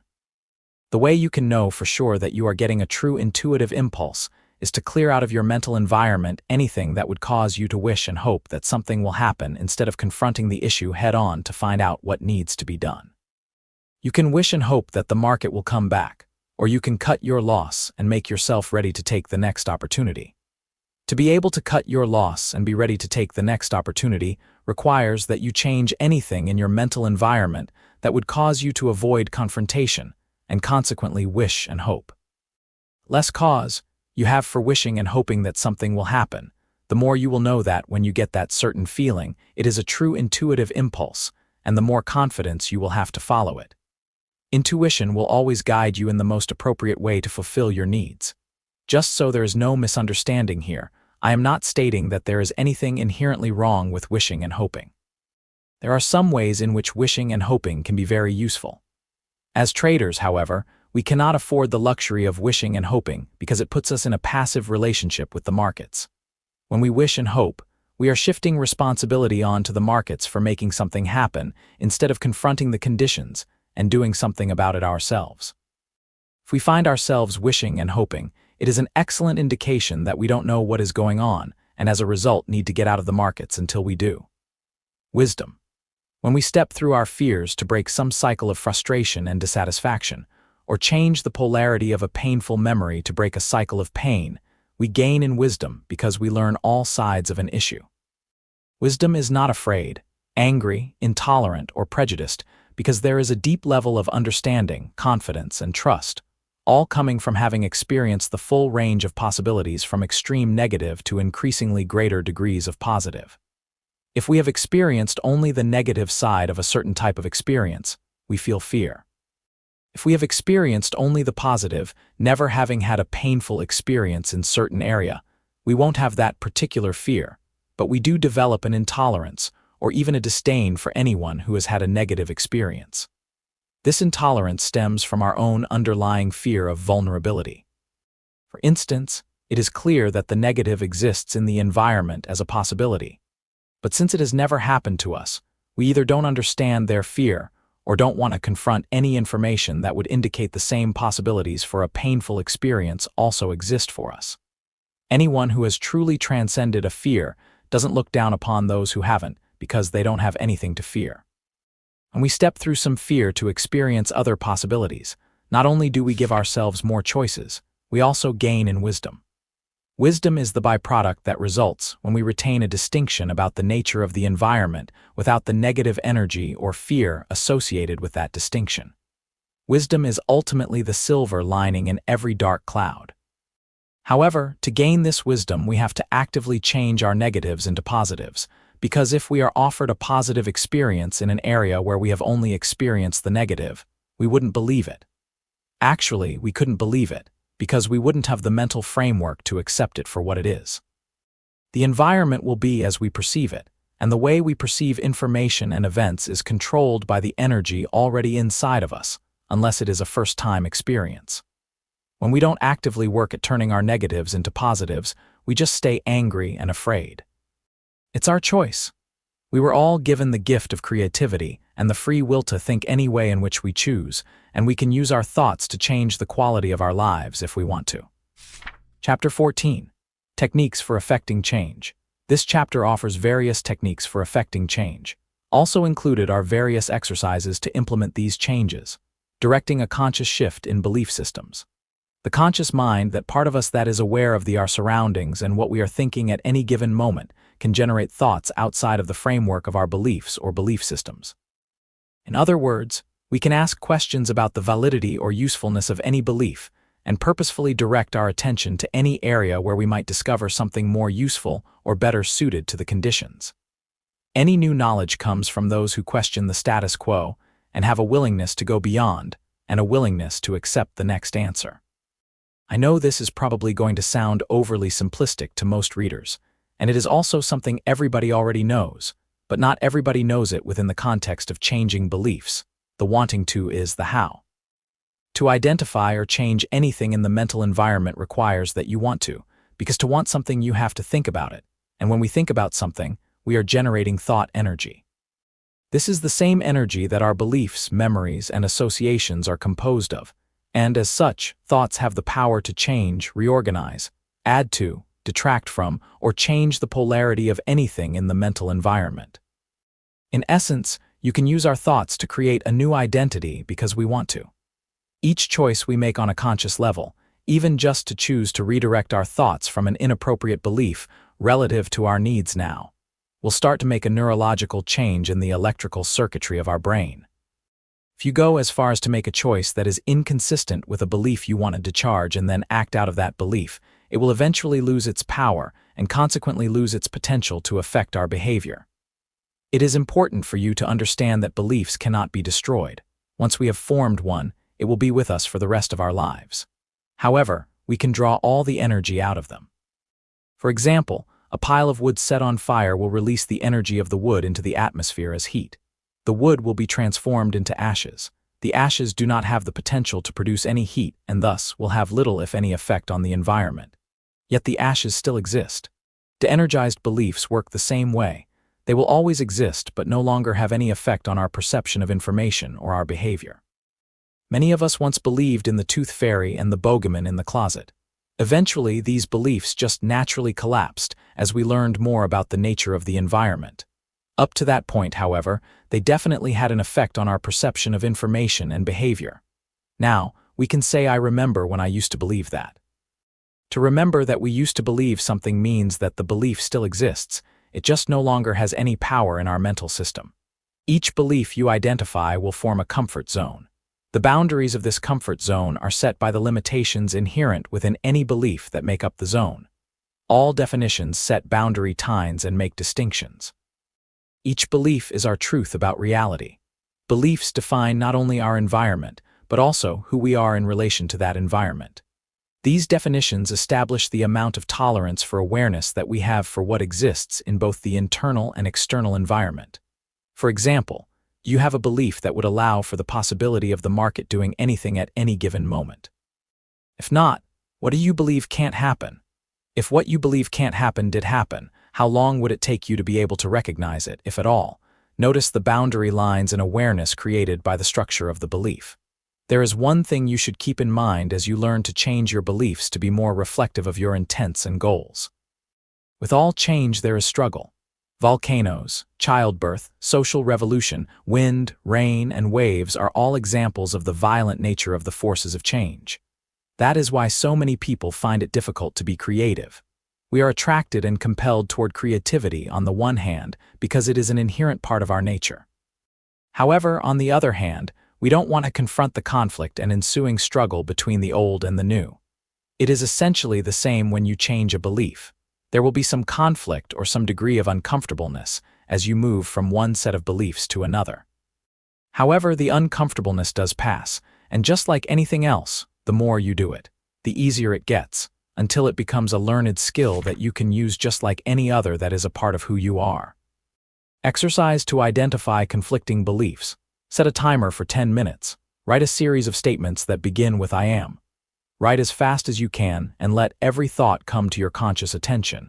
It is extremely important that you do not censor any statements, especially the contradictory ones. At the end of the 10 minutes, look at the list and cross out everything that is a fact. For example, you would cross out statements such as I am a man/woman, I am blue-eyed, I am brown-haired. All the statements that remain are the beliefs you are looking for. The beliefs that contradict each other are of particular importance. Contradictory beliefs cancel your energy because you have a built-in mental conflict between the validity of one belief expressing itself only at the direct expense of another belief. What are some examples of conflicting or contradictory beliefs? I have to win or I may be undeserving. I am a winner or I am a loser. I am successful or I've missed my chance to be successful. I deserve more or I am guilty. I am a perfectionist or I believe humans are inherently imperfect. I am trusting or I am untrustworthy or people are generally untrustworthy. I believe there is no middle ground of satisfaction between winning and failure or I am pleased with myself and my progress. I am honest or I am dishonest or people are generally dishonest. I believe working is the honest way of making money or I believe trading is easy money, not work. Asking yourself questions. Here are some questions you can ask yourself that will help you to identify some beliefs that may argue against your giving yourself more money. What do you believe about guilt? How do you know when to feel guilty? Under what conditions would you not feel guilty, even if someone else wanted you to? Is it possible to transfer those same standards to areas where you would feel guilty? What would stop you? Who or what out of your past says it is wrong and you can't do that?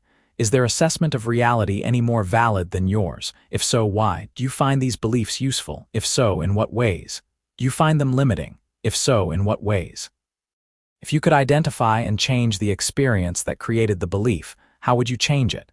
What would stop you from changing it? For the following questions, you can substitute the words "is true" for the words "do you believe?" What do you believe about competition? What do you believe about taking money from other people as a result of your superior trading skills? Do you believe about losses? What What do you believe about other people's opinions? When are they valid? When aren't they valid? What do you believe about being wrong? By answering these questions, you will begin to gain a sense of your own particular behavior and the range of choices you allow for yourself or do not allow for yourself as a result of your beliefs. Sometimes it is easier to identify a belief by trying to notice what you specifically believe is not true. You could also look at your beliefs as if they belong to someone else. If they did belong to someone else, think of an experience in which this other person responded to certain life situations in very typical ways because of your beliefs. And think of ways he or she could respond if he or she had different beliefs. When you discover some beliefs that aren't particularly useful or are inconsistent with your goals, then use an affirmation or collapsing technique to discharge the energy out of it. Writing as a technique to effect change. Every movement we make alters the physical landscape in some way. The more dramatic or expressive our movements, the greater the alterations. By the same token, every thought alters the mental landscape in some way. The more expressive our thoughts, in other words, the more energy we generate in our willingness to think, the greater the potential to effect some change. The change comes from what we are willing to think. Wanting to direct your conscious thought process toward a specific intent is what affects this change. I have found writing is one of the most powerful tools available to focus my thinking and effect some change I desire. When we write, it is a physicalized version of what is going on inside of our mental environment. Your willingness to write about certain issues directs your attention and gives the rest of the parts of your mental environment instructions. What flows up or out of your consciousness is what is there. Once you find out what is there, you can then direct any changes by writing back instructions into the mental environment. This can be a very powerful technique, depending on how much power you put into it. If I were to do a schematic of the process, it would look something like this: consciousness to mental environment instructions for certain information. The information flows to consciousness, maybe not right away. Consciousness physicalizes the information by writing it. This makes it real and tangible. Consciousness becomes aware of the information, self-discovery. Consciousness makes the connections between the nature of the information and the life conditions one has been experiencing. Consciousness assesses the current structure of the mental environment for its usefulness. Consciousness wants to create new conditions. Consciousness asks, what beliefs do I need as resources to be more effective or create the conditions I desire? This is the beauty and essence of the creative process: to ask yourself a question and wait for the answer to pop into your consciousness, or allow yourself to be directed to the answer. Consciousness will know when it has found the most appropriate answer because it will ring true in your mind, or you will feel the truth of it in your body. Consciousness then formulates these new awareness into instructions for change. Then consciousness writes these changes back into the mental environment, giving yourself instructions to accept these new awareness as truth. The act of writing forces us to focus our thoughts in a manner that is consistent with what we want to create, and those thoughts alter the mental landscape. An exercise to develop self-discipline. Self-discipline is a word used to describe a process of learning how to take conscious control of your actions. It is not a personality trait or something you are born with. It is a specific thought methodology, a mental resource, that allows you to change a belief or belief system when it is in conflict with some goal or objective. Self-discipline is a more direct method of effecting some change because you would be purposefully acting in a manner that is in direct conflict with whatever you want to change. So I would define self-discipline as willfully behaving outside of the boundaries of some belief, dealing with the emotional discomfort your actions will produce, to accomplish a certain goal or task that is inconsistent with that belief. If you work outside of that belief long enough, it will eventually de-energize. The rate at which the underlying belief will de-energize is really not a function of time but rather intensity. In other words, the greater the intensity of our willingness and resolve, the faster the conflicting belief will lose its power. For example, let's say you want to quit smoking or lose weight. These are conscious goals. Your beliefs, at least some of them, will be in conflict with these goals. The belief system supporting the smoker definition will probably have a great deal of power in your mental system. You can gauge the power of these beliefs or any beliefs by paying attention to how much discomfort and resistance you feel when you attempt to act a conscious decision in a way that is inconsistent with them. It is a very difficult thing to do. It's as if beliefs take on a life of their own and demand expression both in our thoughts and behavior. You can change these or any other definitions of yourself. However, you must first identify them and then determine how useful they are in helping you get what you want. You could ask yourself, is this belief a resource or obstacle to the successful fulfillment of my goal? One way you can change these definitions is to build a mental resource for the sole purpose of changing beliefs that are not useful. I am going to call this mental resource self-discipline. Here is an exercise that will help you learn specifically how to develop and use self-discipline in your life. The purpose of this exercise is to help you learn how to use your mind in different ways. You'll be training your mind to stay positively focused on what you consciously want. You will also learn how to gauge internal resistance from belief systems and how to build mental resources for taking conscious control of your life. 1. Make a list of several things you dislike doing, feel you can't do, or would like to stop doing, or some things you have never done before and think you might enjoy. You could start a jogging or exercise program, or take out the garbage on a regular basis, for example. 2. Once you have your list, look it over and pick a task that has a very low priority in your life or one of the least important items. 3. Next, tell yourself in the most positive way that doing this new task you have consciously decided upon is something you now want in your life. Don't say you are going to try and do it. A commitment to try to fulfill a goal is not strong enough. 4. Set up a rigid schedule for yourself to accomplish this new goal. 5. With each attempt to adhere to your schedule, keep track of your thought process or stream of thoughts by writing them down. At this point, you might be saying to yourself, how do I keep track of my thought process? In the physical environment, we are constantly being bombarded with all sorts of information competing for our attention. We are aware of many things going on around us simultaneously. In effect, our consciousness is split in many different directions at the same moment. Use a part of your consciousness to pay attention to what is going on inside of your head. You will be using a part of yourself to monitor your stream of thoughts as if they didn't belong to you.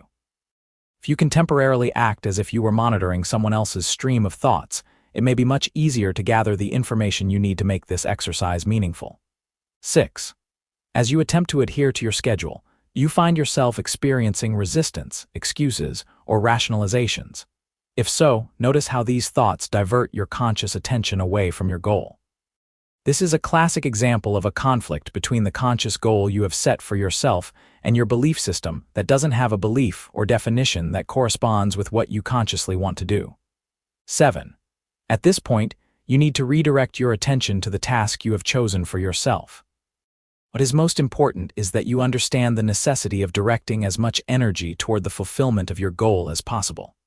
You will have to generate more power toward keeping your attention focused on your goal than the amount of energy being directed through the beliefs that distract your attention away from your goal. However, there is one aspect to this exercise I must caution you about. Redirecting your attention away from what distracts you to what you consciously want does not mean that you suppress or deny what may be distracting you. Acceptance and acknowledgement of what exists within you will allow you to work with it. Suppression and denial require a lot of energy. This has the effect of supporting the beliefs you are trying to suppress. Be gentle with yourself. Each time you set out to accomplish your task, and do so, you create a resource that helps you do it again. Each success will draw some energy away from the beliefs that acted as obstacles. With each success, you will also be allocating energy to the new definition of yourself. This new definition allows you to start the task each time with greater and greater ease, until the definition becomes a fundamental part of your mental system. When that happens, your actions concerning this task will seem automatic. The most important aspect of this exercise is the experience you gain in understanding the process of changing beliefs. Each time you set out to change a belief or set of beliefs, you'll gain a resource that enables you to do it again. Each success you experience will help develop another set of beliefs that allow you to change more beliefs if and when it suits your purposes. You will establish a new definition of yourself that says, I believe I can identify and change any belief about myself that may be in conflict with my conscious goals. For this exercise to be effective, you must keep a few rules in mind. First, start the exercise with a task or goal that is truly insignificant and has little meaning in your life. The objective of the exercise is learning how to manipulate your inner environment consciously and direct your conscious focus of attention. The goal you decide upon as the object of the exercise should not have a lot of value attached to the outcome. If it does, that would be an indication you may be taking on some very powerful and entrenched belief systems. This is something you definitely want to avoid until you have developed the necessary skills and resources. Then, recognize that from the moment we are born, we are taught how to manipulate the outer physical environment. However, you may not have the resources to be even minimally effective at manipulating the mental environment. As a result, it is extremely important that you do not judge your ability to execute the schedule you set up according to the standards of performance you expect of yourself in the physical environment. If you expect too much and judge your ability harshly, it will only negate your efforts and set up a fear and inadequacy cycle. The less you expect of yourself, the faster you will progress. An expectation can easily become a demand that it be fulfilled. Demands usually generate a certain amount of fear that the demands will not be met. When you are working in the inner environment, fear will always negate your positive efforts unless your intent is to identify the source of your fear. Finally, not having any expectations from your efforts to carry out your plan will also have the secondary benefit of helping you to learn to accept whatever you accomplish as being all right. Any step, no matter how small, is a step. Just deciding you want to do this exercise is significant, even if you don't follow through with it right away. You may come back to it someday when you have more of a sense of the power you will acquire from the ability to manipulate your inner environment consciously to be consistent with your goals. So, to keep yourself from having any expectation about how well you should do at this or any other exercise I offer you, I suggest you consider yourself an infant in a brand new environment. You will have to learn how to stand up before you can begin to walk or run. Self-hypnosis is a relaxation technique that allows one to bypass the reasoning process of the conscious mind to make it easier to accept some message. So it is an excellent technique for establishing new beliefs or collapsing old beliefs. For those of you who are interested, I have a self-hypnosis tape specifically designed to make it easier to learn how to cut your losses, reverse yourself, trust your intuition, and value yourself more. For more information, you can contact me at Trading Behavior Dynamics Inc. in Chicago or through the publisher. Positive affirmations. When you are in a trade and start to experience anxiety about what is happening in the market, you will likely take those anxious thoughts and start running them through a negative loop, like thinking about money instead of the structure of the market or what the market is doing to you. Eventually, you will run enough thought energy through your consciousness that it will cause you to act in a way that is not in your best interests. A positive affirmation will work the same way. Formulate a positive affirmation of some trait or characteristic of the way in which you want to be. For example, you may want to become a more patient person and wait for the market to give the signals to act. With an affirmation like, "I am becoming a more patient person every day," you will eventually become that person. In other words, we will behave in a manner that is consistent with the affirmation if we run enough thought energy through that affirmation. Eventually, the affirmation becomes a belief with enough energy to affect our behavior. Following are affirmations that, once turned into beliefs, will be very effective resources in helping you to work in your inner environment. 1. All beliefs are about reality and are not necessarily predominant characteristics of reality. I will examine and question my beliefs in relationship to their usefulness in achieving my goals. 2. I believe in the power of my conscious mind to make available to me all the information I need to know. 3. I have the power to change any belief in a way that would make it more useful in achieving my goals of happiness, harmony, financial wealth, and being more productive. 4. I believe I am free to change the way I feel about any past experience. 5. I believe I have the ability to examine the contents of my mind. 6. I trust that all my beliefs about the way I trade will become known to me. 7. I place no particular importance on these beliefs about trading other than the fact that they exist. 8. I have chosen these beliefs at certain points in my life and accepted them as true at the time. As I examine them, I realize that they may not be particularly useful or true for me now. I accept this and I feel free to change all those beliefs that are inconsistent with my current goals. 9. My first and immediate goal is to identify all my beliefs that may be in conflict with my long-term objectives of. 10. I trust myself to become consciously aware of these beliefs in many different ways. Once I become aware of these beliefs, I can just as easily let them go to make space for new beliefs that are more consistent with my current goals. 11. I believe that changing and expanding my awareness and comfort zones are a necessary aspect of my growth and survival, and I welcome these opportunities to identify old beliefs and consequently grow and expand. 12. I feel an intense desire to succeed and achieve my goal of. Consequently, I have an intense desire to clear my inner path of any resistance or obstructions that stand in the way of the fulfillment of my goal. Part 4. How to become a disciplined trader. Chapter 15. The psychology of price movement. My objective for this chapter is to break down and analyze the dynamics and psychology of price movement, first, at its most fundamental level, that of the individual trader. Then I will broaden the explanation by examining the behavior of traders collectively as a group.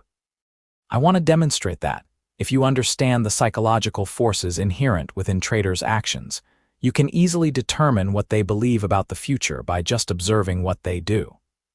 Once you know what traders believe about the future, it's not that difficult to anticipate what they are likely to do next, under certain circumstances and conditions. What is really important about this insight is that it will help you to understand the distinctions between wishful thinking and the actual potential that exists for the market to move in any given direction. You will be learning to let the market tell you what to do by understanding the forces behind its behavior, and then learning to differentiate between pure, uncontaminated market information and how that information is distorted once it starts doing something to you. The most fundamental component of the markets is traders. Keep in mind that traders are the only force that can act on prices to make them move. Everything else is secondary.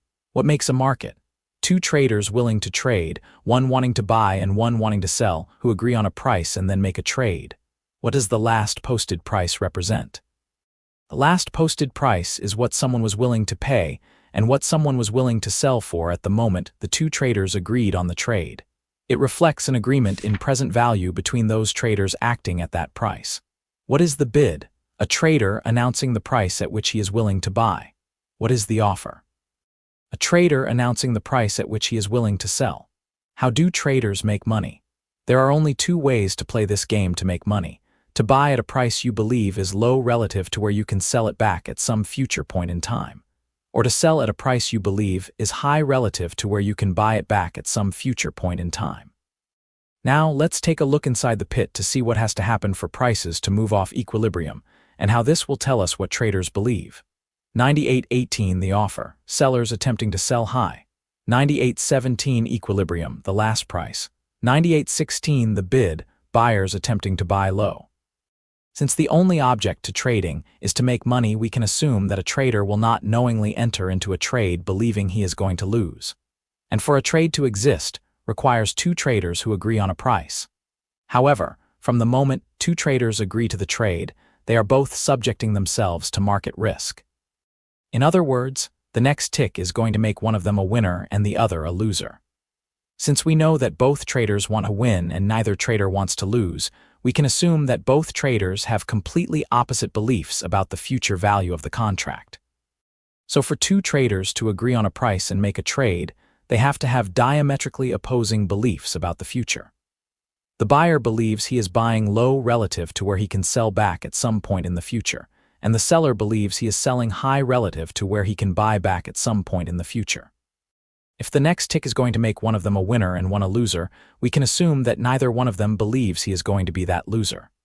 If the seller believed the next tick was going to be up, why wouldn't he have waited to sell it higher? The same is true for the buyer. That is the object of the game and the only way to make money. Basically, what we have is a situation where two opposing forces are clashing. Both believe they are right about the future, and only one side can profit at the direct expense of the other.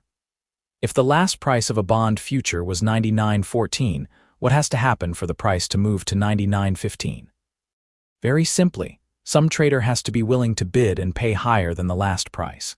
This means that relative to the last posted price, he has to be willing to do the opposite of buying low. Any trader or group of traders willing to buy high or sell low relative to the last posted price is very significant for several reasons. First, a trader willing to buy high or sell low instead of buy low or sell high has to have a stronger conviction in his belief in the future value, even if his conviction is out of panic. Second, he is making the last price a bottom. Third, he is aggressively taking the initiative and is making losers out of everyone who sold at the last price and deepened the losses of those who sold lower. Fourth, He is creating price movement that can possibly gather momentum if other traders perceive the new price as low relative to the future. This will also be true for the trader who is paying up to liquidate a position. On the other hand, the seller on the other side of his trade is being lured into the market by the attractiveness of the high price at which he can sell. He believes he is getting the edge. He is in fact selling high, but he is not creating movement or much of possibility for momentum in his direction. He is picking a top and waiting for something to happen, hoping it won't go any higher. Now, what do the actions of the two traders represent about the market in its collective form? First, this trade tells us that nobody had a strong enough belief in the future value to risk selling it to him at the last price or lower. Second, nobody was aggressive enough to want to enter the market short or liquidate an existing long position by offering to sell it at the last price or lower. A consummated trade at the next higher level creates a new equilibrium. This new equilibrium makes winners out of all the buyers at the last level and losers of all the sellers at the last level. All of the losers at the last price level or lower would have to maintain a belief in the future value to stay in their position or demonstrate a conviction in this future value by adding on to their positions. This is because each new level the price is bid up makes it that much more attractive to them. If they believed it was high at lower levels, at each higher level, it's even a better trade. However, at the same time, each move the market makes against their position invalidates the seller's expectation of future value. Each move clearly demonstrates that the sellers are passive, that the buyers are the aggressors, and that the buyers have a greater potential to move the market in their direction. The fact that buyers are aggressively bidding up the price and paying more and more again tells the observer something. It tells him there aren't enough sellers to meet the buyer's demand for a trade at each new price level. If there is a limited supply of sellers, those traders wanting to buy will have to compete among one another for the limited number of sellers available willing to take the other side of the trade. Just observing this price action tells you that at the present moment, the momentum is in favor of the buyers. Prices would not be bid up unless there were fewer sellers in relation to the buyers. If traders continue to pay more and more, the price gets further away from old sellers. Eventually their belief in future value will erode, and one by one the sellers will join the existing pool of buyers competing against one another for the fewer and fewer traders willing to sell. As long as the ratio between buyers and sellers remains as I have just described, there is very little potential for downward price momentum to be established. Now what will start to tip the balance to cause the market to fall back? For one thing, old buyers will eventually take profits. When they do, they will be joining the existing pool of sellers, thereby increasing the number of traders available to sell. If a move gathers enough steam, it can become similar to a frenzied shark feeding. Eventually, prices will be driven way out of line with some economic factors other traders perceive as relevant, compelling them to enter the market in the opposite direction. If these new traders enter with enough force, it will likely cause old buyers to panic, adding to the downward momentum. Maybe you can visualize this back and forth action. When there are more sellers than there are buyers to take the other side of the trade, the balance will be tipped. Sellers will then aggressively offer to sell lower than the last price, responding to what they perceive as a limited number of buyers to take the other side of the trade. All price movement is a function of group behavior. The market prices flow back and forth like a tug of war between those who believe and expect the market to go up, and consequently buy, and those that believe the market will go lower, and consequently sell.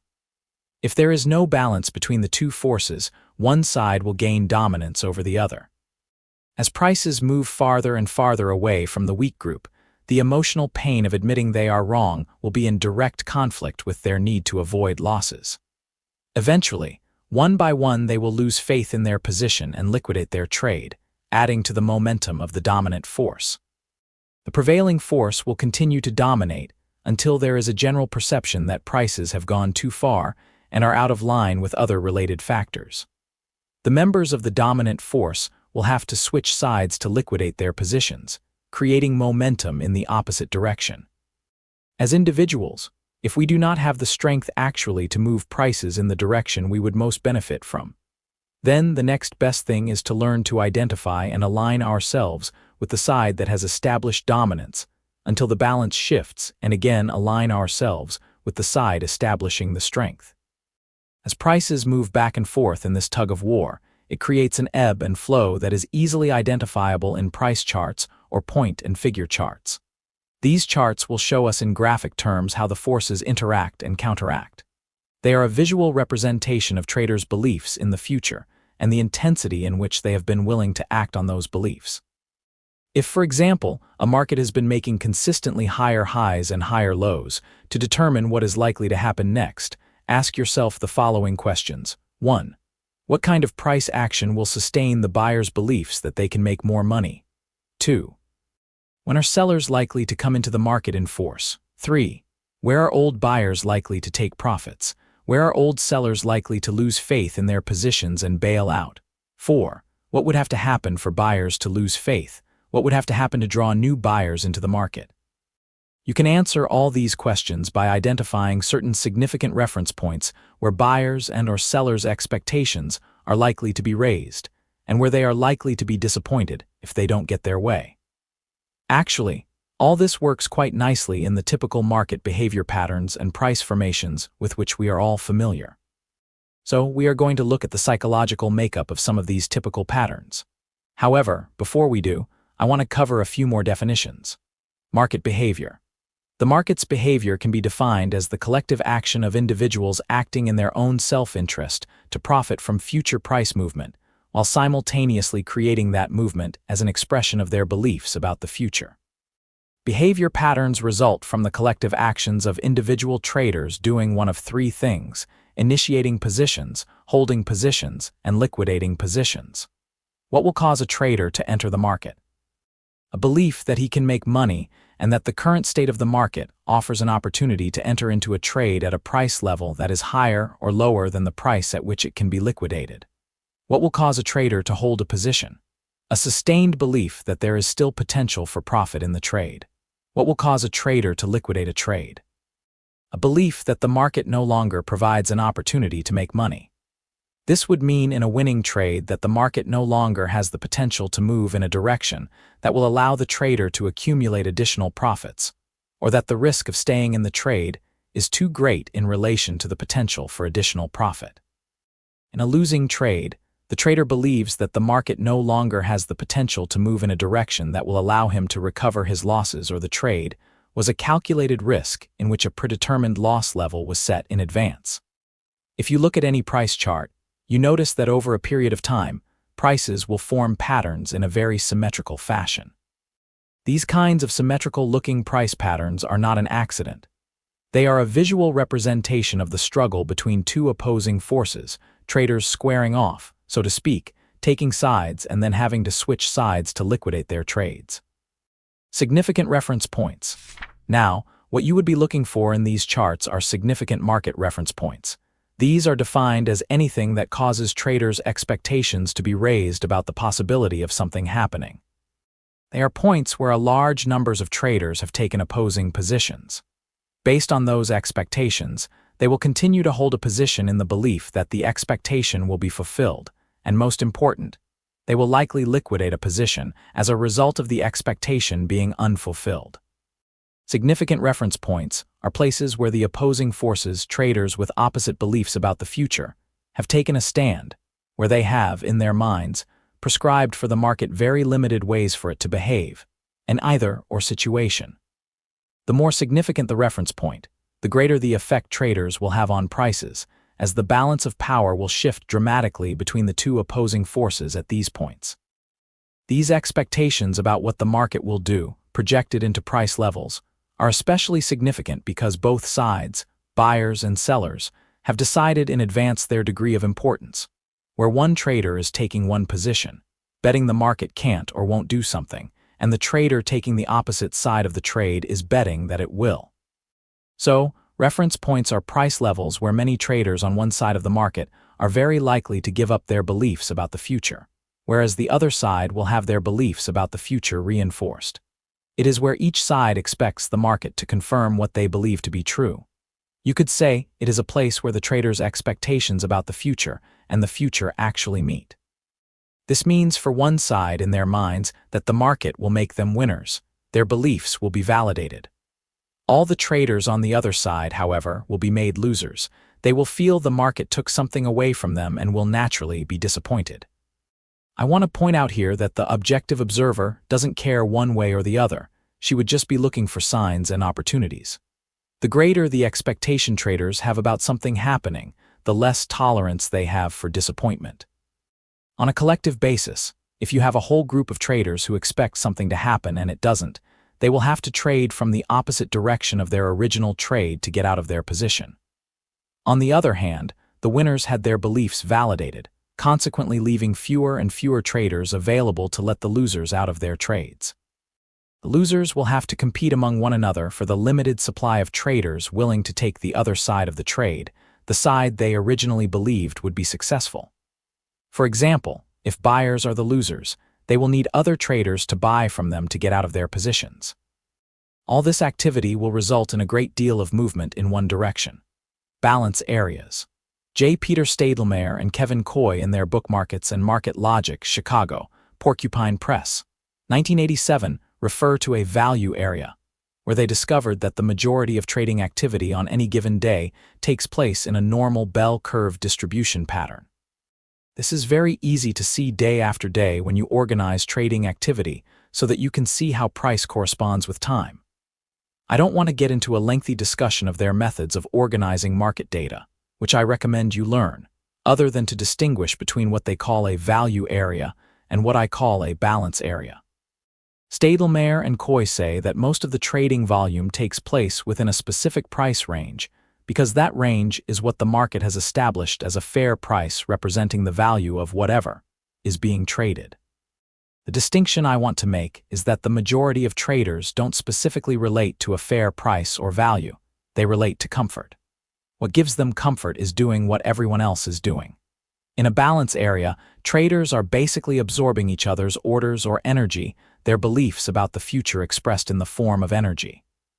When I say that traders relate to comfort, I mean some degree less of the fear they normally feel. Most of the trades take place in a value or balance area because it is where most of the traders feel the least fear, somewhere in the middle of the trading range between an established high or low. This is precisely why there are fewer trades outside the value or balance area and why, as Stadelmayer and Coy say, these trades represent the best opportunities to make money, to buy or sell away from value. And that is why these are the scariest trades to make, because the trader who can make them is all alone. There is no safety in numbers. There are traders who relate to value by making comparisons between various interrelated contracts and the cash markets.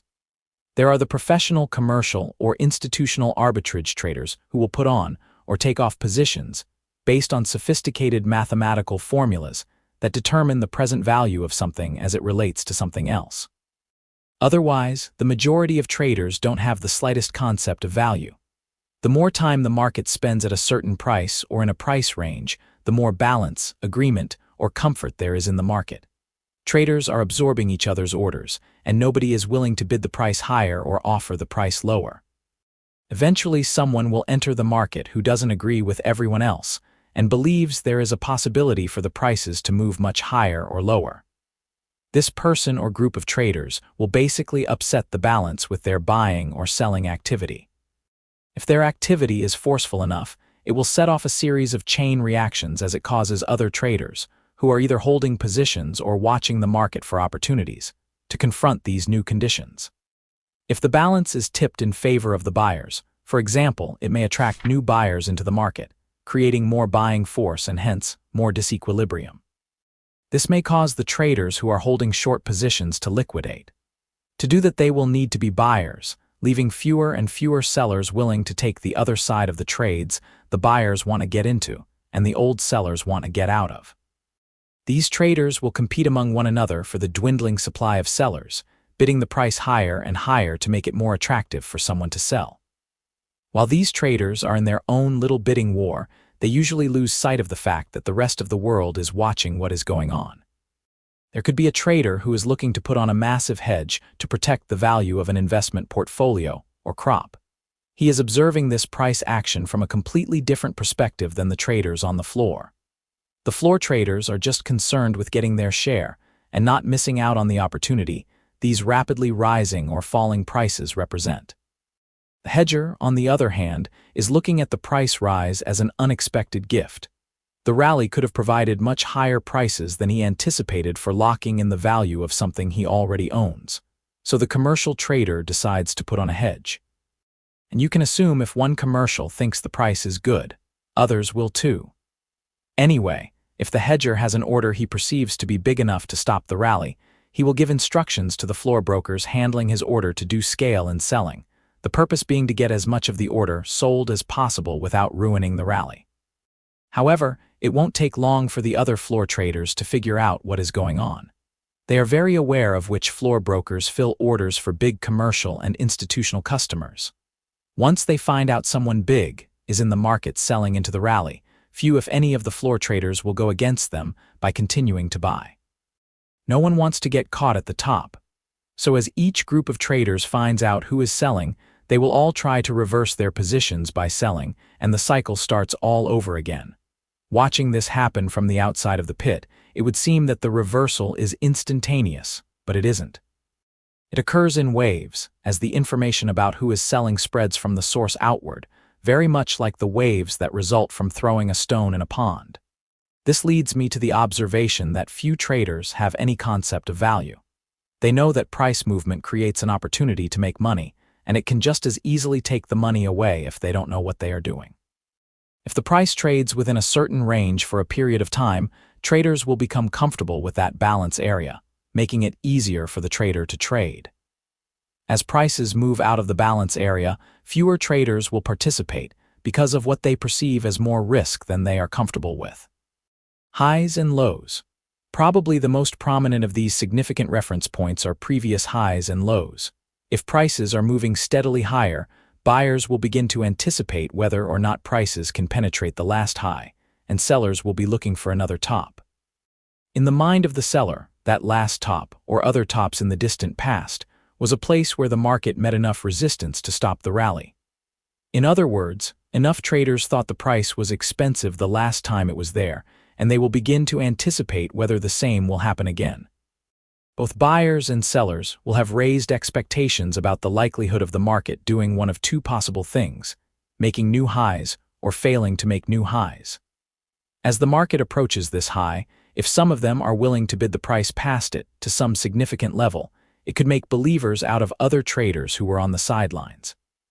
If these new traders come into the market as buyers, it will add to the upward momentum, possibly causing old sellers to bail out of their positions. This will also add to the upward momentum of price movement, support, and resistance. In a falling market, support is a price level where buyers entered the market or old sellers liquidated their shorts with enough force to keep prices from going any lower. In a rising market, resistance is a price level where sellers entered the market or old buyers liquidated their longs with enough force to keep prices from going any higher. Support and resistance levels are significant reference points because many traders recognize support and resistance on charts and believe in their significance. That statement may seem redundant to some people, but it really illustrates a very important point about the nature of the markets traders acting on their belief in future value. All beliefs eventually become self-fulfilling prophecies. If enough traders believe in the significance of support and resistance, and demonstrate their belief by making trades at those levels, they are in effect fulfilling their own beliefs about the future. As observers, if we know that each side in the perpetual tug of war between buyers and sellers expects one thing to happen, then we will know who will be the winner, who will be the loser, what they will likely do in each case, and how it will affect the balance between the two forces. For example, if buyers are bidding up a market, causing prices to rise, and all of a sudden many traders are willing to sell for less than the last price, or one trader comes into the market with a big order to sell, causing an immediate price reversal, the price level at which the market stopped is resistance. Now, it really doesn't matter why the balance of forces shifted from buyers to sellers. Everybody will have his own reasons for what caused prices to reverse. All of them will usually be way beyond the simplest and most obvious reason, that enough traders were displaying a strong enough conviction in their belief in future value to stop the upward price momentum and create downward price momentum. What is really important about this, however, is that many traders will remember the market reversed at that price level. As a result, that price will then have a degree of significance in the minds of those traders who experience the reversal. This first reversal is a top. What we don't know is whether it will remain a top, how long it will take before it is challenged again, or whether it will ever be challenged again. If the buyers are dominant enough to bid the market back up to the previous high, they will consider this second attempt a test and begin to anticipate whether or not prices can exceed the previous high. The only way that can happen is if these higher prices actually attract additional traders into the market on the buy side, because they believe it is an opportunity to buy low relative to the future. Floor traders are especially aware of whether or not new traders are being attracted into the market from off the floor and act on this information. For the sake of this example, if the market reversed very strongly the last time prices approached this level, there will be many traders who will think it will probably reverse again. As a result, they may act on their belief about the low probability of prices trading beyond the last high and thereby prevent it from happening. If more traders are willing to act on the belief that it won't in relation to those who act on the belief that it will, then prices will stop again. Technically, once the market tests a previous high or low and fails to penetrate, you then have a defined support and resistance area. Support and resistance are most easily identified in point and figure charts because they graphically represent price movement in reversals. Once support and resistance are established and identified, it can be very easy to trade by putting your orders on either side of the support or resistance line. For example, if over the last 2 weeks, every time the bonds rallied to 95.25, then fell back significantly to some support level, like 94.10, what I have just described is a support and resistance zone, commonly referred to as a trading range. The significance of either end of the zone would be determined by how many times prices rallied to 95.25 and failed to penetrate, and how many times prices fell to 94.10 and failed to penetrate. Obviously, the more attempts and failures, the more weight these points will have in the minds of the traders who experience these tests and subsequent failures. For an objective observer with no bias toward any particular direction, trading ranges can be very easy ways to make money. As the market approaches 95.25, put in an order to sell somewhere around 95.21. Since we know the markets are not precise, you don't want to put your order exactly at the upper end of the range, because each time the market makes an attempt to penetrate there will be many traders who will be anticipating a failure. As a result, they will start selling early, and the price may never get to 95.25 for you to get filled, if you had placed your order there.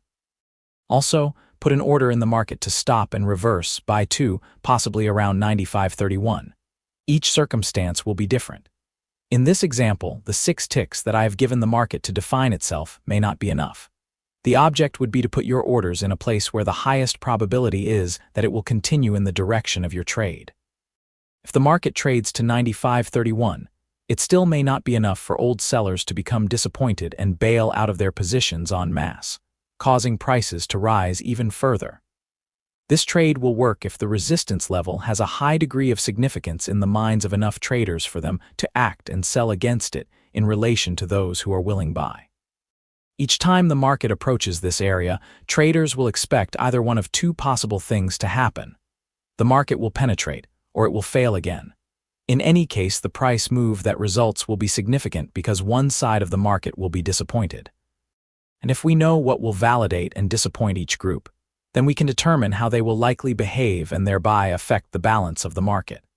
Since the market can display billions of combinations of behaviors from one point to the next, significant reference points like support and resistance narrow those behaviors down to 2 likely possibilities. By putting your order on both sides, you can take advantage of the situation, regardless of what happens. Support becomes resistance, and resistance becomes support. Many traders have read or heard that old support becomes resistance, and old resistance becomes support. This bit of market insight is valid for some very sound psychological reasons.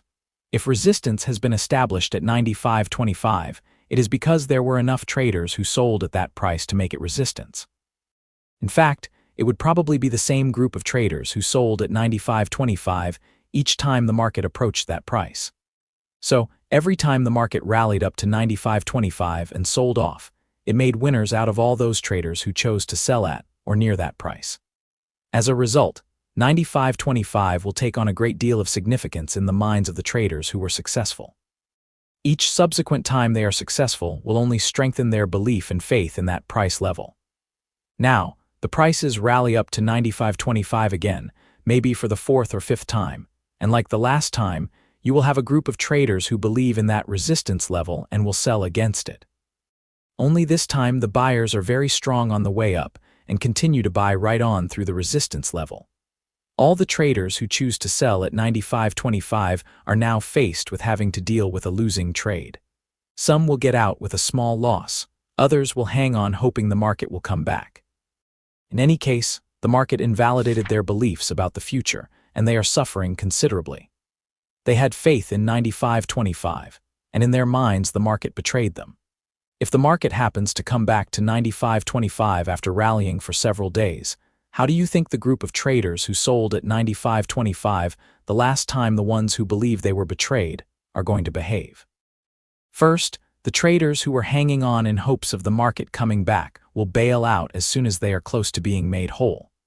They are so grateful for getting their money back, there is no way they will stay in that trade regardless of what the possibilities are for additional profits. They will have to be buyers to liquidate their shorts, and will be all too happy to end their suffering. The traders who originally cut their losses when the market blew through 95.25 won't consider selling at that price again because of the emotional pain of being wrong the last time they sold at that price. I am not saying they will in turn be buyers at that level, but they are very likely not to sell. The overall effect this will have on the balance of the market is to take away from the existing pool of available sellers at 95.25 old resistance, thereby causing the balance to be tipped in favor of the buyers. Hence, old resistance becomes support, and old support becomes resistance for the same reasons. Trends and trend lines. Trends, a series of higher highs and higher lows or lower highs and lower lows over a period of time, work because there aren't enough sellers to absorb the number of buyers competing with each other to get into the market during that period of time. Adding to this buying force will be old sellers at lower levels who finally lose faith and bail out of their positions. They will do this in significant numbers when the prices penetrate what they believe to be significant reference points. Keep in mind that trends are a function of time. The next tick-up could be defined as a one-tick trend. How long will the imbalance between buyers and sellers last?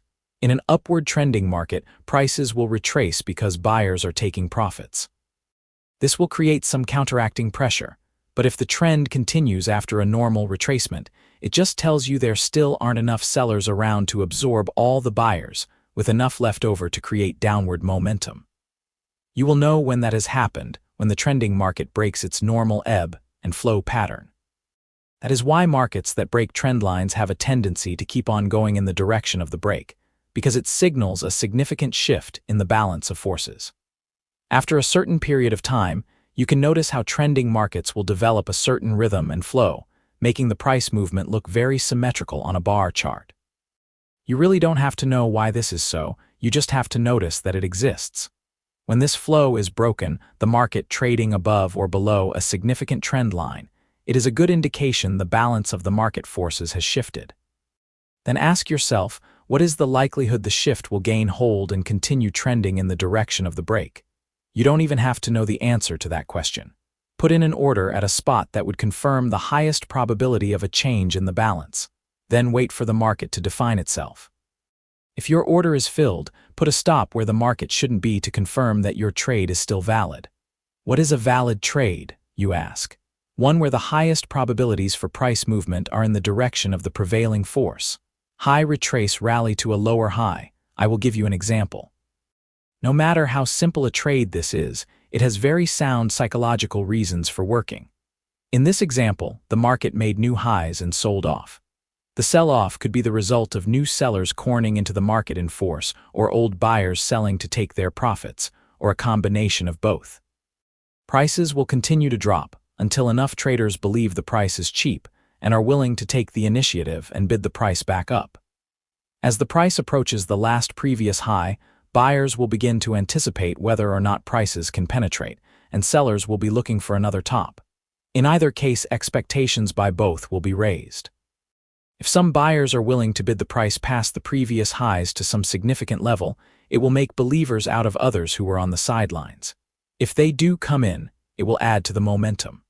Some old sellers will admit to being wrong and will have to buy to get out of their trades, thus adding to the upward momentum.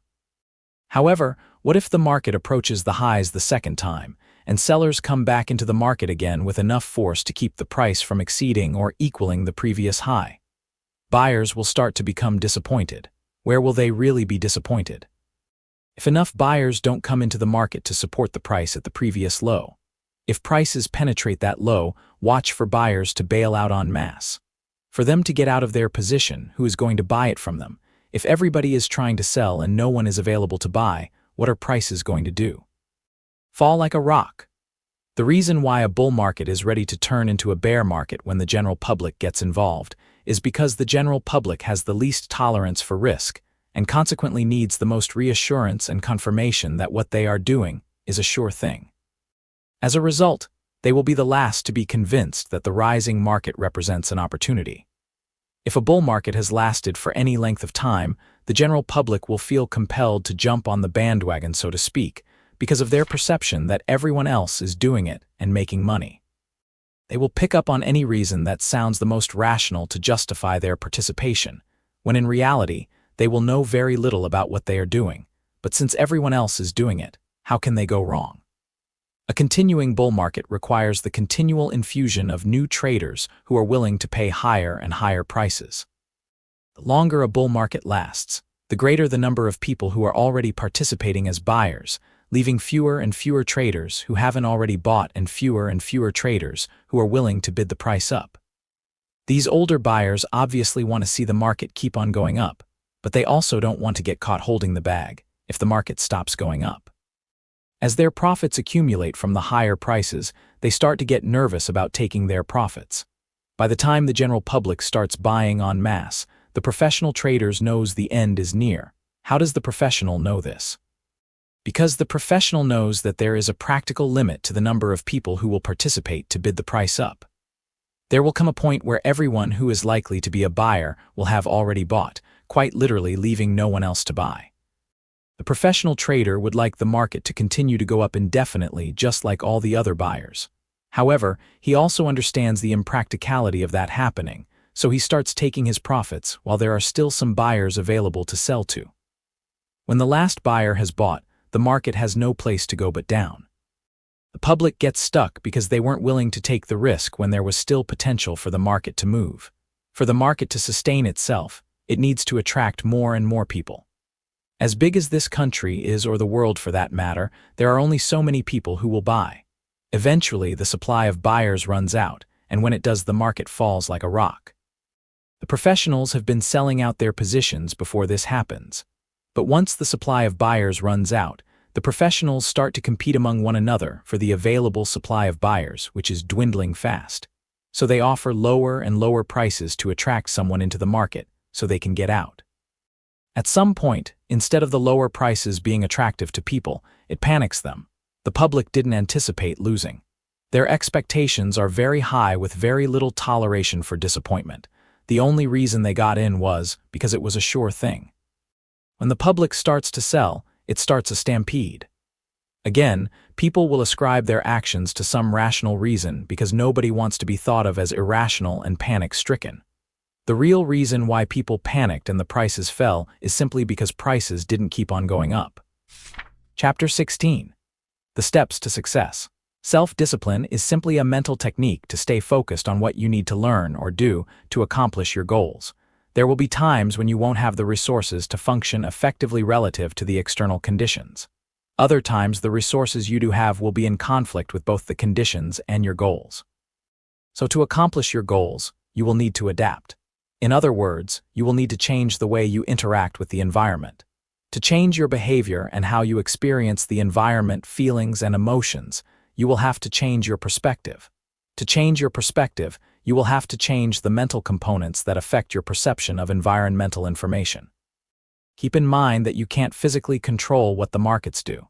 You can only learn to control your perception of the markets to share the highest degree of reality, the least amount of distortion with everyone else who is participating or has the potential to participate. The more sophisticated you become as a trader, the more you will realize that trading is completely mental. It isn't you against the markets, it's just you. All the other traders participating to make the market provide you with an opportunity to make money from their divergent beliefs about the future. If people didn't disagree about the future value of any particular commodity or stock, then there would be nothing to compel them to either bid a price higher or offer it lower, and the opportunity to profit from these changes would cease to exist. So the markets just offer the individual trader opportunity.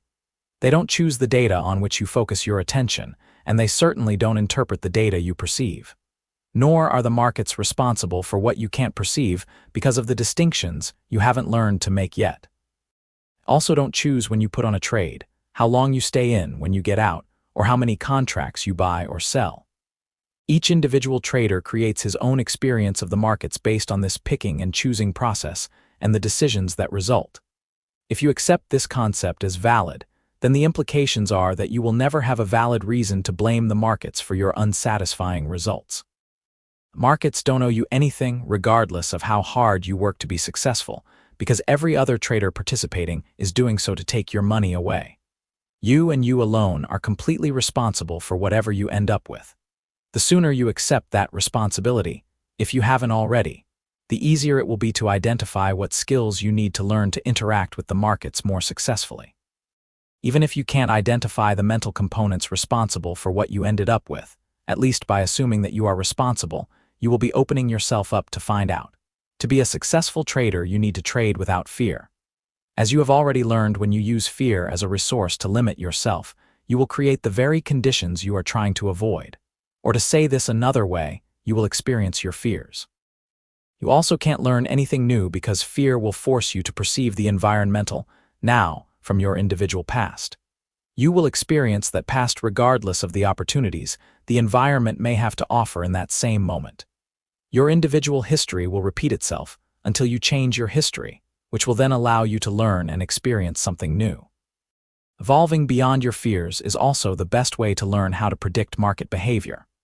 The more fearful traders are, the fewer the choices they perceive as available to themselves, and the easier it is to predict their behavior. You will be able to recognize this clearly in others when you recognize it yourself and work your way out of the condition where you trade with fear. However, you will need some resource to limit yourself so that you don't get reckless. Getting reckless is exactly what people have a tendency to do if they don't feel any fear, especially if there is a potential for thrilling results, as there is in trading. The resource you need to limit yourself is self-trust. You will gain that self-trust when you establish a set of rules and guidelines to trade by, and know that you will always follow those rules without hesitation, regardless of the temptations to do otherwise. Once you trust yourself to always do what needs to be done, there will be nothing to fear because the markets won't be able to do anything to you as a result of your inability to respond appropriately.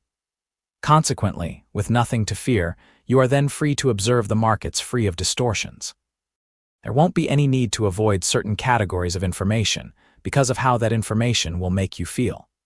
The less reason you have to avoid or distort information, the more you make yourself available to learn about the nature of the markets.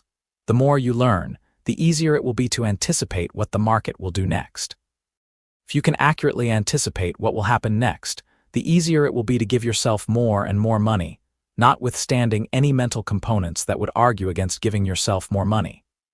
It is very important for you to understand that these new insights about the market's behavior will come in stages as you learn to trust yourself more and more. There is no get-rich-quick scheme being offered here. There are enough rags to rags stories to attest to the fact that get-rich-quick doesn't work anyway. Getting rich quick can only lead to a great deal of anxiety and frustration if you don't have the skills to keep it. There isn't much point to making a lot of money if you are susceptible to making that one trading error that can give it all back plus more. Once you have made a fortune and lost it, the psychological work that you will need to do to get it back is enormous compared to work that is necessary to keep yourself from losing it in the first place. As a trader, it is more important to know that you will always follow your rules than it is to make money, because whatever money you make, You will inevitably lose back to the market if you can't follow your rules. You also need to understand that your rules will change as your understanding and insights evolve. Many people don't like to establish trading rules because they believe that once made, they can't be changed. Any exercise that I offer you or rule that you select to guide your trading behavior is only transitory. They are methods and techniques to get you beyond certain fundamental stages of development so that you can recognize for yourself their value and what you need to do next to be more successful. In fact, a good rule of thumb to use to determine your readiness to move beyond a certain rule or exercise and to the next challenge is the recognition that you can do what you set out to learn so well that it becomes second nature. Otherwise, keep working at it until you don't have to think about it any longer. Step 1. Staying focused on what you need to learn. First and foremost, you may need to change your perspective or the focus of your trading. Until now, your focus may have been to make money. If this is so, you will need to change your perspective to, what do I need to learn or how will I have to adapt myself to interact more successfully? You need to stay focused on mastering the steps to achieving your goal and not the end result, knowing that the end result, money, will be a byproduct of what you know and how well you can act on what you know. There is a tremendous difference between focusing on money and focusing on using your trading as an exercise to identify what you need to learn. The first will cause you to focus on what the markets are giving you or are taking away from you. The second perspective causes you to focus your attention on your ability to give yourself money. With the first perspective, you are placing some of the responsibility onto the markets to do something for you. With the second perspective, you assume all the responsibility. Always keep in mind that each moment is a perfect reflection of your level of development. If you look at each moment that things don't turn out as you want or expect as a mistake, then you will usually cut yourself off from the insight about yourself contained within each moment. The reason why we will cut ourselves off from this information is because we typically associate mistakes with pain. We will instinctively avoid pain, and in doing so also avoid what we need to know about ourselves to interact more effectively in similar circumstances in the future. To evolve beyond pain and our fear of mistakes, our mistakes have to be resolved. This could be a big task and you may not want to tackle it at this time. So what you will need to do is build a corollary framework to place all of your trading experiences. This framework needs to be defined in such a way that all experiences are valid and have meaning, and as such, mistakes don't exist, they just point the way. As part of this framework, you may also need to change your definition of a missed opportunity. Except for the inability to accept a loss, there isn't anything that has the potential to cause more psychological damage than a belief in missed opportunities. Missed opportunities are trades that would have always turned out perfectly because they only occurred in our minds, where we can make anything be as we want it to be. Of course, we would have responded exactly as the conditions warranted without flaw. The problem is we didn't do it, and the resulting sense of loss we feel is difficult to reconcile. Therefore, these missed opportunity trades have the potential to cause more anxiety and stress than the trades we actually do take that turn out to be losers. Nothing's worse than missing a perfect opportunity. However, if you could have, you would have. It's that simple. The sooner you accept this, the sooner you will be able to take advantage of these missed opportunities instead of beating yourself up over them. Besides, there really isn't anything to miss, because the markets are in perpetual motion and will continue to be until everyone agrees on value. As long as the price keeps changing, there will always be another opportunity. When you start trading from the perspective that mistakes don't exist, you will be amazed at the sense of freedom you will feel to grow by accepting your results as a reflection of who you are in that moment, which then allows you to determine what you need to learn to do better. When you release the energy out of the belief that it is possible to miss anything, you will no longer feel compelled to do something, like getting into trades too early or too late. In other words, you will be giving yourself additional choices. Not doing something is often the most appropriate choice, where only one choice existed. You need to constantly keep in mind that the professional traders from whom you are trying to extract money already know and are using many of the principles put forth in this book. They understand the concept of objectivity, have learned how to trade without fear, and know how to execute their trades properly.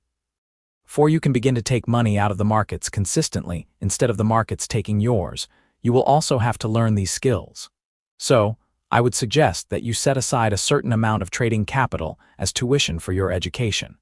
How much you set aside will be a function of how many skills you need to learn. What is most important is that you make a firm commitment to your education as a trader. Even if you have been trading for years and you are successful, but not as successful as you would like to be, setting aside money that you will trade with as an exercise to learn some needed skill is a very powerful symbol of your commitment to learning that skill. The stronger your commitment, the faster you will learn. Step 2. Dealing with losses. Trading Rule 1. Predefine what a loss is in every potential trade. By predefine, I mean determine what the market has to look like or do, to tell you that the trade no longer represents an opportunity, at least not an opportunity in the time frame in which you trade. When your beliefs about losses are restructured, the possibility of a losing trade will not create any threat of pain. Most successful traders restructured their beliefs about losses after they lost one or more fortunes. They experienced their worst fears about losing and then came to the realization that they didn't have anything to fear if they just did what needs to be done. What needs to be done? Confront the possibility of being wrong and consequently not avoid the inevitability of taking a loss. So confronting and accepting the inevitability of a loss is a trading skill. Certainly a skill learned the hard way for most, but nevertheless an essential component at the foundation of virtually everything you need to learn to become a successful trader. The relatively few successful traders in the market today did it the hard way. You, on the other hand, have the opportunity to do it much more easily. There will be two mental components at work to help you acquire this skill. First is your understanding of why it is so essential to confront the possibility of a loss. If you don't, you will generate fear and end up creating the very experience that you are trying to avoid. When you really understand this concept, it will become unacceptable to you to trade from the old perspective of loss avoidance. The second is your willingness to change your definitions of what it means to lose. By using some of the mental exercises in Chapter 14, you can change these definitions by using your thoughts instead of having to lose everything or practically everything you own to get to the same place. That place is losses do not diminish me, you, as a person. The sooner you believe it, the easier it will be to identify and execute a losing trade. By making the execution of a losing trade an automatic function of your trading strategy, you make yourself psychologically available to take advantage of the next opportunity, even if that opportunity is in the same direction of the losing trade you just got out of. Trading Rule 2. Execute your losing trades immediately upon perception that they exist. When losses are predefined and executed without hesitation, there is nothing to consider, weigh, or judge, and consequently nothing to tempt yourself with. There will be no threat of allowing yourself the possibility of ultimate disaster. If you find yourself considering, weighing, or judging, then you are either not predefining what a loss is or you are not executing them immediately upon perception, in which case, if you don't and it turns out to be profitable, you are reinforcing an inappropriate behavior that will inevitably lead to disaster. Or if you don't and the loss worsens, you will create a negative cycle of pain that once started will be difficult to stop. The next error after letting a loss get out of hand is usually not taking the next opportunity, which invariably is always a winning trade. After which, we get so angry at ourselves for passing up that opportunity that we make ourselves susceptible to any number of other trading errors, like taking a trade that was a tip from another trader, which invariably is always a loser. It is important for you to note that once you completely trust yourself to cut your losses, you will eventually get to the point where you may not have to predefine what a loss is. There are traders who have reached such a high degree of objectivity and trust that they can get into a trade and know when it is a loser without having to predefine it for themselves. They let the market define it for them based on their comprehensive knowledge of the various participants involved and their knowledge of the various relationships between price movement and time. However, the reason why they were able to learn what they know about the nature of the markets is because their focus of attention widened to include more undistorted information, leading to greater insights, once they learned first, however, to trust themselves. Keep in mind that fear is really the only thing that keeps us from learning anything new. You can't learn anything new about the nature of the market's behavior if you are afraid of what you may do or can't do that is not in your best interests. By predefining and cutting your losses short, you are making yourself available to learn the best possible way to let your profits grow. Step 3. becoming an expert at just one market behavior. Generally, most of us grow up believing that when we have to make a decision, the more relevant information we can gather, the better our decisions will be. This isn't necessarily true with trading, especially in the beginning stages of one's career. In most market situations, there is an even number of traders who have a propensity to buy and those who have a propensity to sell, or those who need to buy and want someone to take the other side of the transaction, and vice versa. Everyone will have his reasons and rationalizations for all this trading activity, creating about as much conflicting information as there are participants. Because there is so much information, and because so much of that information is conflicting, the beginning trader will need specifically to limit his awareness of the market information to which he allows himself to be exposed. More is not better. It just creates confusion and overload that will ultimately lead to losses. You need to start as small as possible and then gradually allow yourself to grow into greater and greater amounts of market information. What you want to do is become an expert at just one particular type of behavior pattern that repeats itself with some degree of frequency. Become an expert. Choose one simple trading system that identifies a pattern, preferably one that is mechanical instead of mathematical, so that you will be working with a visual representation of market behavior. Your objective is to understand completely every aspect of the system, all the relationships between the components, and its potential to produce profitable trades. In the meantime, it is important to avoid all other possibilities and information. Out of all the combinations of behavior possible, you are going to limit your focus of attention to just one combination. Consequently, you will be letting all the other opportunities go by. Starting small and gradually working into other combinations is a real exercise in discipline that has a couple of important psychological benefits. First, you will be building a base of confidence as you learn that you can, in fact, accurately assess what will most likely happen next. It is much easier to gain this confidence if you don't overwhelm yourself with the market's seemingly infinite possibilities. Second, by passing up other opportunities that you are not an expert at yet, you will be releasing yourself from any compelling desire to trade. Any compelling behavior is usually the result of some fear. That fear, in turn, will cause you to behave in many inappropriate ways. If the idea of letting go of opportunities that don't fit into your framework is troubling to you, then ask yourself, what is the rush? If you are confident in your ability to transform yourself into a successful trader, what difference could it make that you let go of some opportunities now for educational purposes? Once you learn to become the trader you want to be, you can then give yourself as much money as you desire. However, to get to that point, your objective should be to plan your development in such a way that you do the least amount of damage to yourself, both financially and psychologically. Then, after you have developed the appropriate skills, taking money out of the markets can be as easy as almost everyone believes it is before he started trading. If, on the other hand, you end up doing a lot of damage to yourself, you will have to undo that damage before you can accumulate wealth as a trader. After the damage is done, it won't make any difference how much you learn about the nature of the markets or how well you learn to perceive an opportunity.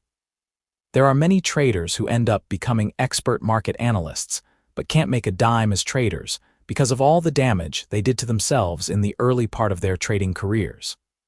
What happens in these situations is a trader's past will generate so much fear that he won't be able to execute his trades properly or not at all, regardless of how well he learned to predict what the market will do next. Nothing is more frustrating than to know what is going to happen next and not be able to do anything about it. You need to understand that the ability to perceive an opportunity, based on the quality of distinctions that you can make and your ability to execute a trade, are not automatic functions of one another. Perception and execution are separate skills. They can and do work in tandem if there are no mental components blocking execution. Otherwise, the intent to take advantage of what you perceive as an opportunity may not have any inner support or the kind of inner support that is necessary to execute your intent properly. If there are mental obstacles preventing the proper execution of a trade, then learning how to perceive better opportunities is not going to solve the problem. So the object of this exercise is to help you learn how to become an expert and stay healthy while you are doing it. And when you do become one, there will be much less standing in the way of your taking maximum advantage of your perceptive skills. If you are already looking at or trading several markets and you are not successful or not as successful as you desire, then I would suggest that you scale back to just one market or two at the most. Don't expand until you thoroughly understand the market's characteristics. Step 4. Learning how to execute a trading system flawlessly. The proper execution of your trades is one of the most fundamental components of becoming a successful trader and probably the most difficult to learn. It is certainly much easier to identify something in the market that represents an opportunity than it is to act upon it. However, there are some good reasons why it is so difficult to act on a trading signal other than what has already been identified as mental obstacles. To understand these reasons, you need to understand the nature of trading systems, defined as any methodology that consistently identifies an opportunity to buy or sell with a potential profit in some future moment, and how they interact with the markets and ourselves. Most good trading systems, technical or otherwise, will take consistent money out of the markets over the long run. Many of these good systems have been available to the public for years, and yet, there is still a huge gap between what is possible and what almost everyone ends up with.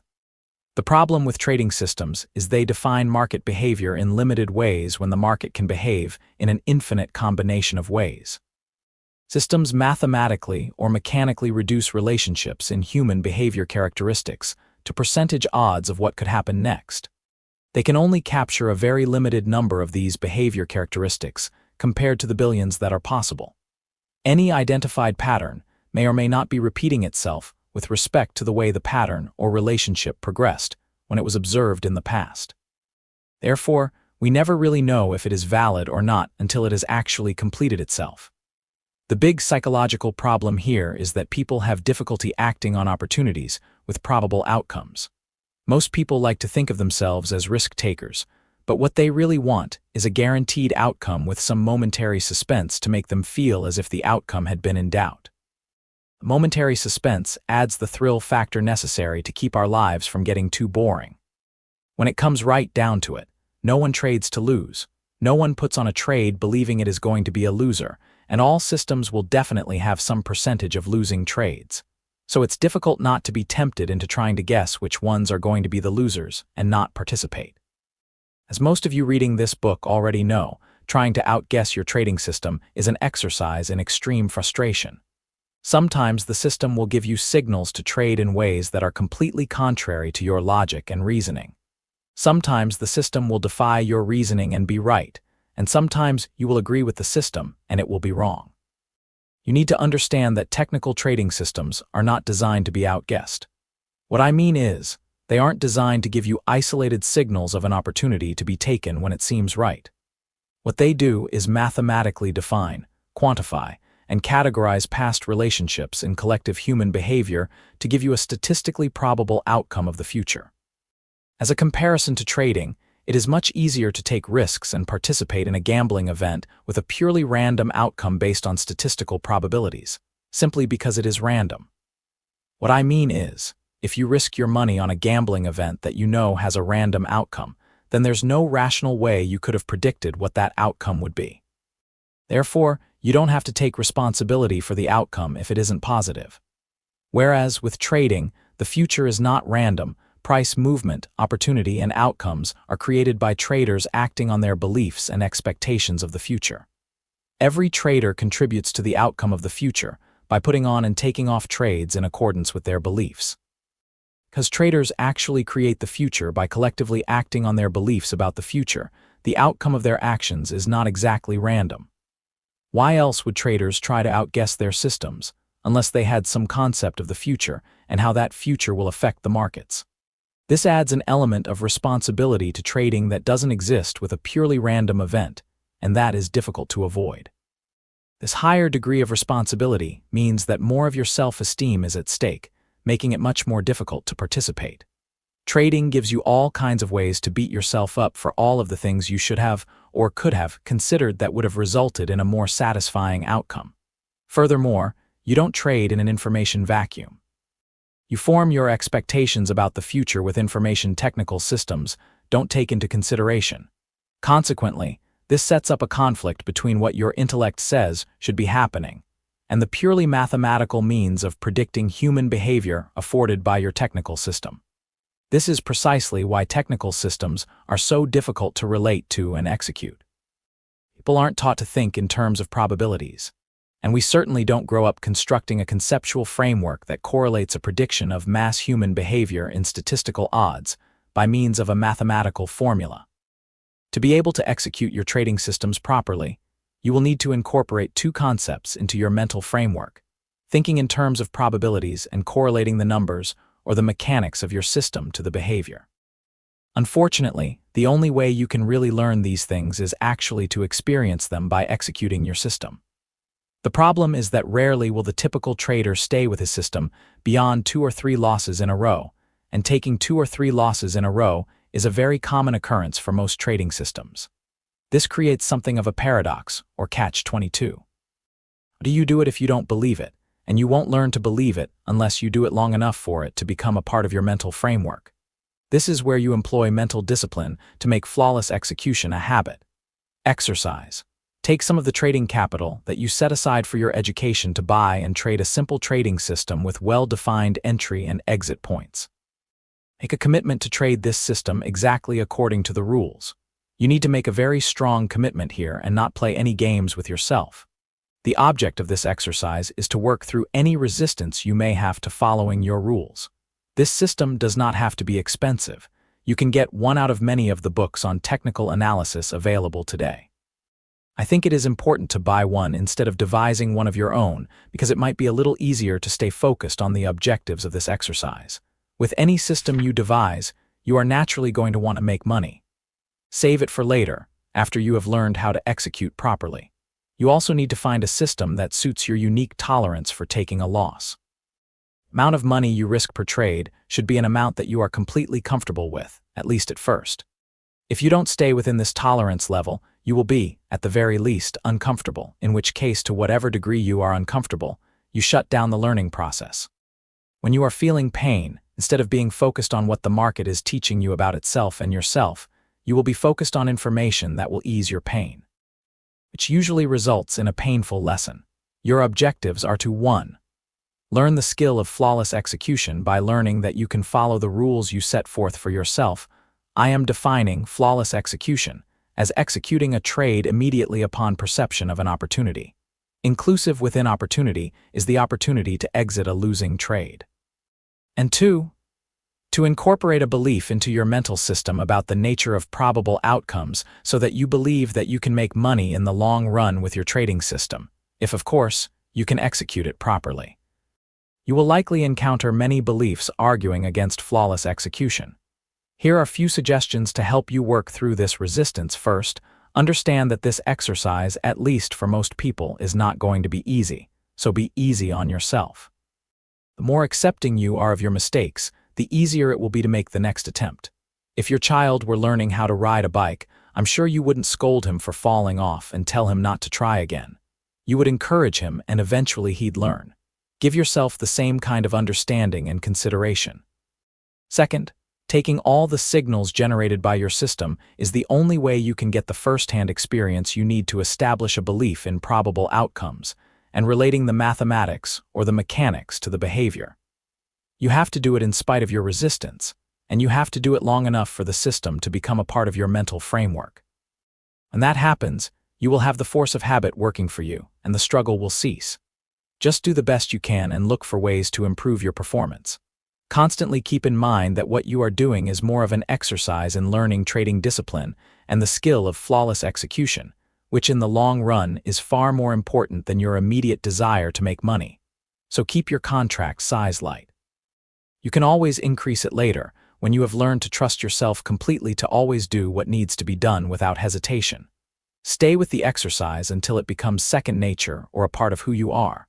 As you gain in your confidence, you will learn more and consequently learn how to make money as a trader. As you make money, you will gain in your confidence.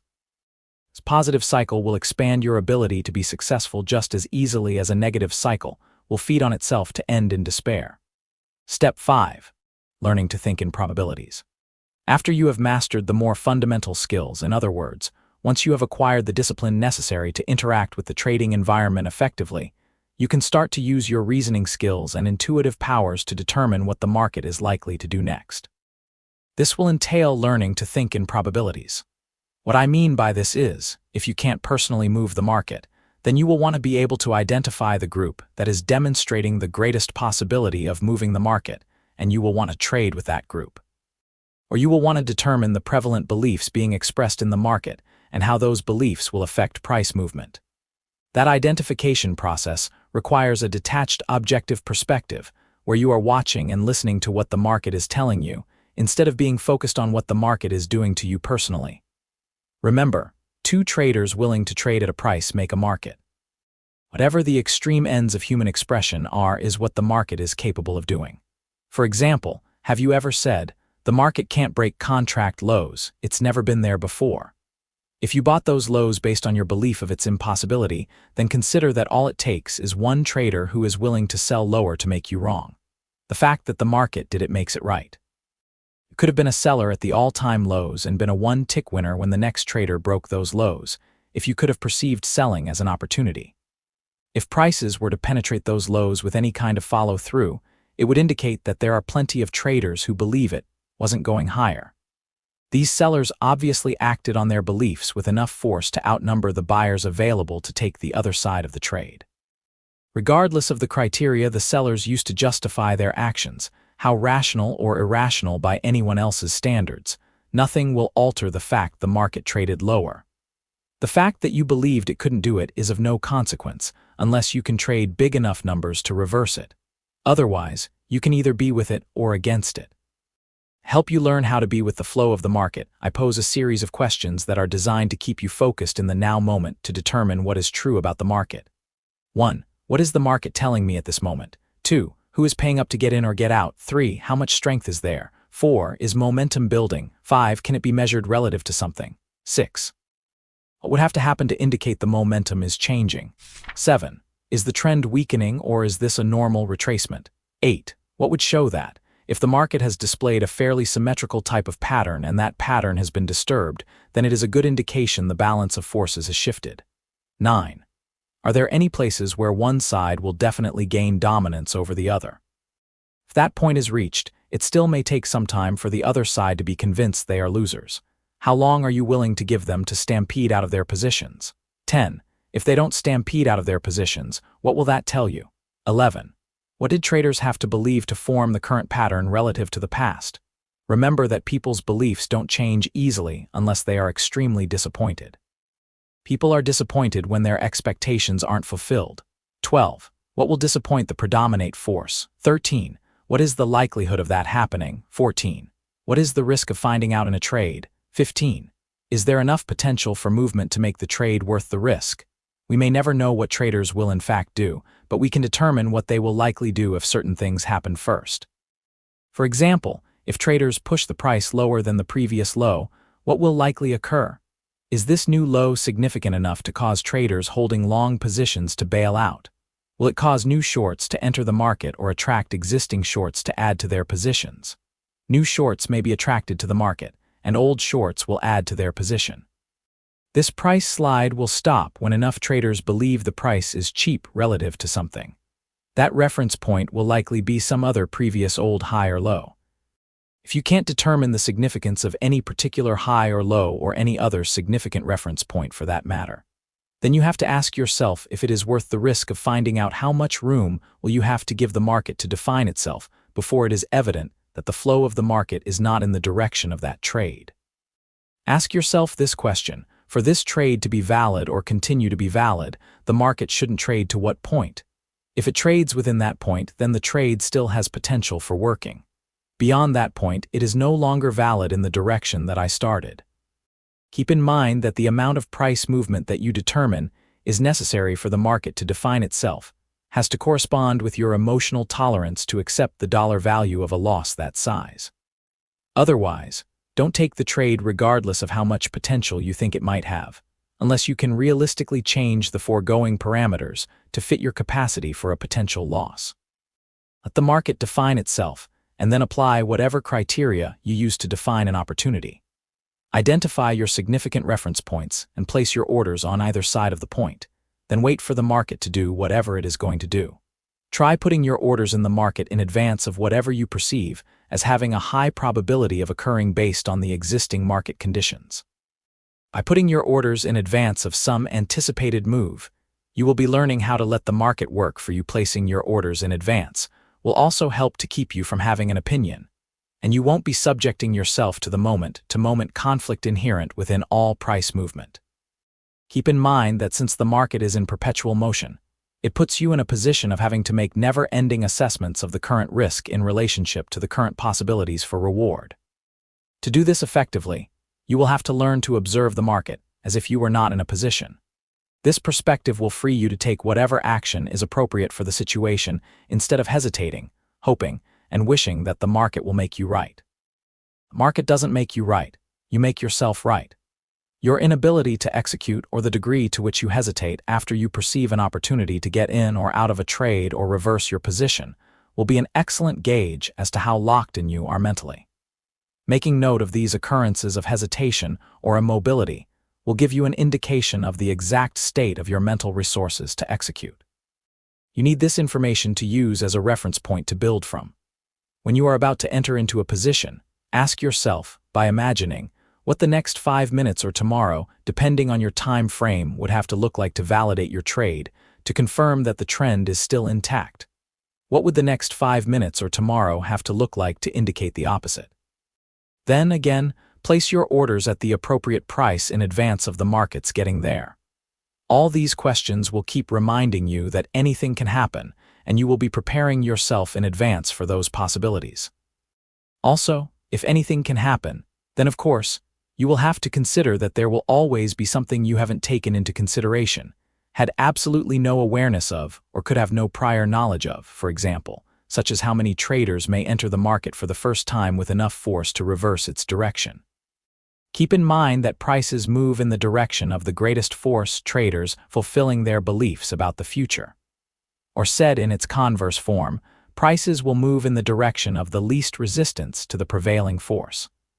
Significant reference points give you the opportunity to make high-probability assessments of the degree of balance or imbalance between the two forces, the point at which it is likely to shift, and in whose favor. By learning to identify significant reference points, you can determine what each group will do based on what they already believe about future value.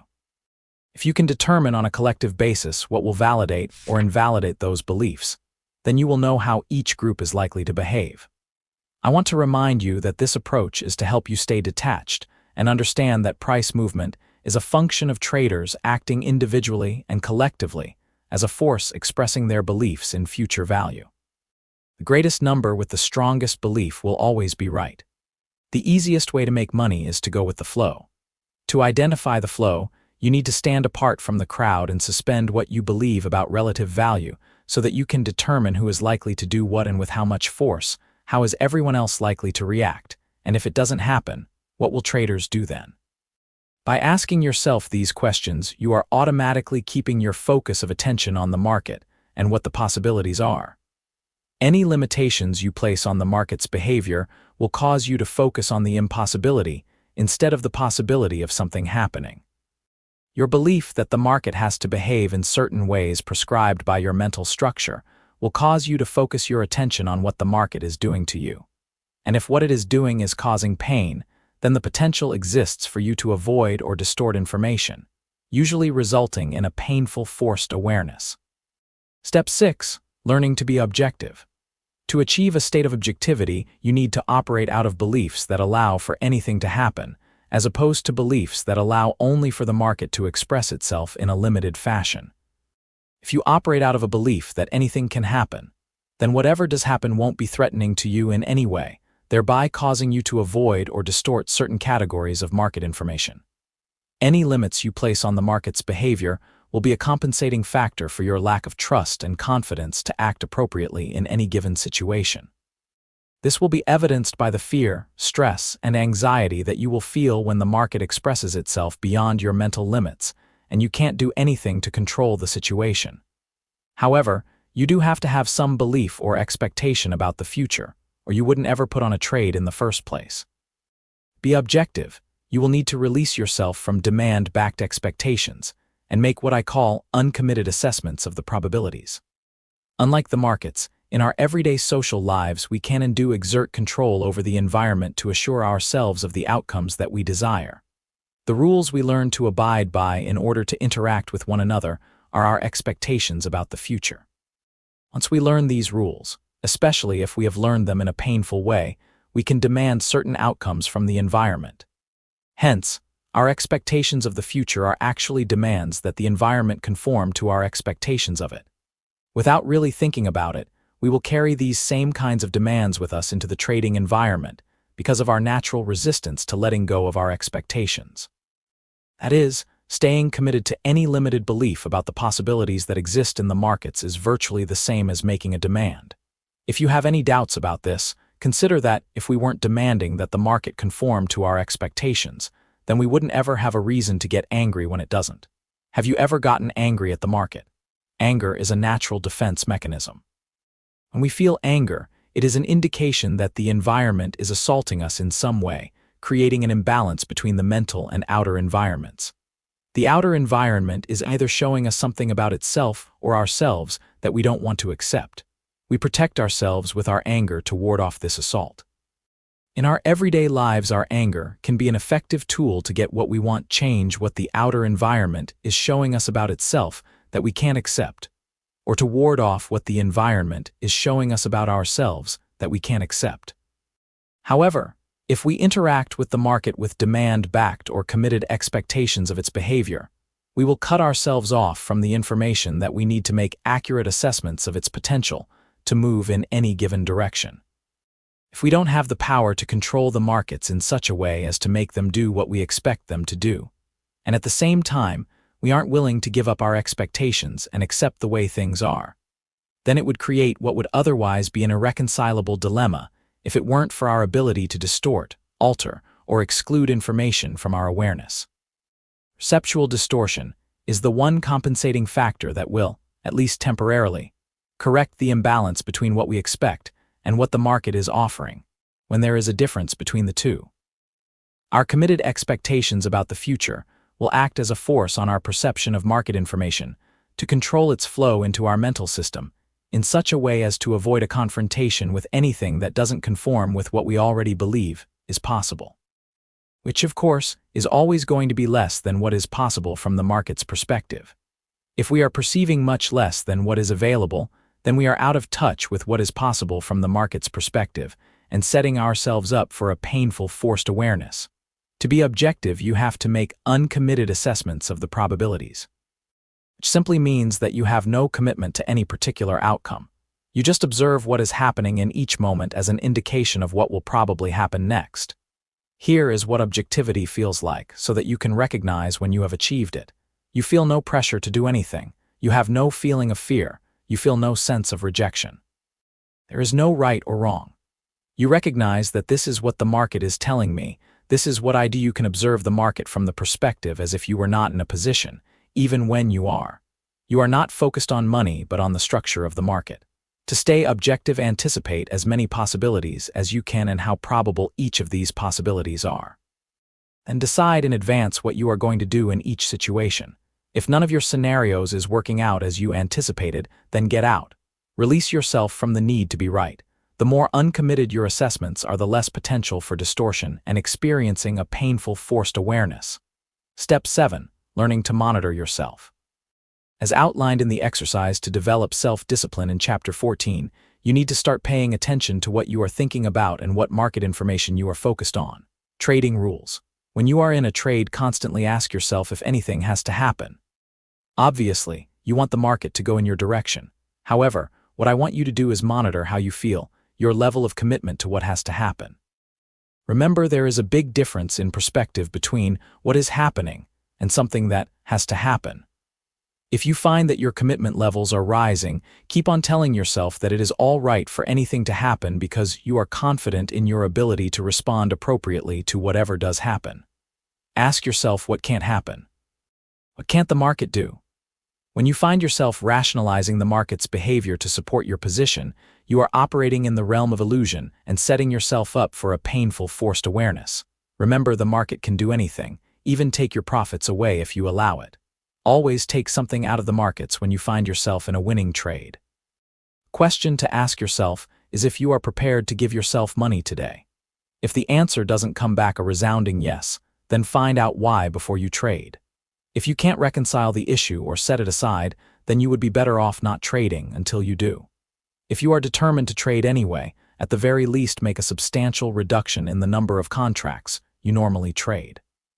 And you find yourself focused on the monetary value of a trade instead of the structure of the market, i.e., what the trade is worth to you in dollar terms, dreams, goals, and so forth, instead of what the market is telling you about its potential to move in any given direction. Then assume you are distorting or avoiding certain information, and either don't put the trade on or take what you have off until you become more objective. Chapter 17. Final note. Even after you have learned all of the skills set forth in this book, at some point in time it will probably occur to you that your trading is simply a feedback mechanism to tell you how much you like yourself in any given moment. After you have learned to trust yourself to always act in your best interests, the only thing that will hold you back is your degree of self-valuation. That is, you will give yourself an amount of money that directly corresponds with what you believe you deserve based on some value system you acquired at some point in your life. The more positive you feel about yourself, the more abundance that will naturally flow your way as a byproduct of these positive feelings. So, in essence, to give yourself more money as a trader, you need to identify, change, or to charge anything in your mental environment that doesn't contribute to the highest degree of self-valuation that is possible. What's possible? Stay focused on what you need to learn, do the work that is necessary, and your belief in what is possible will naturally expand as a function of your willingness to adapt.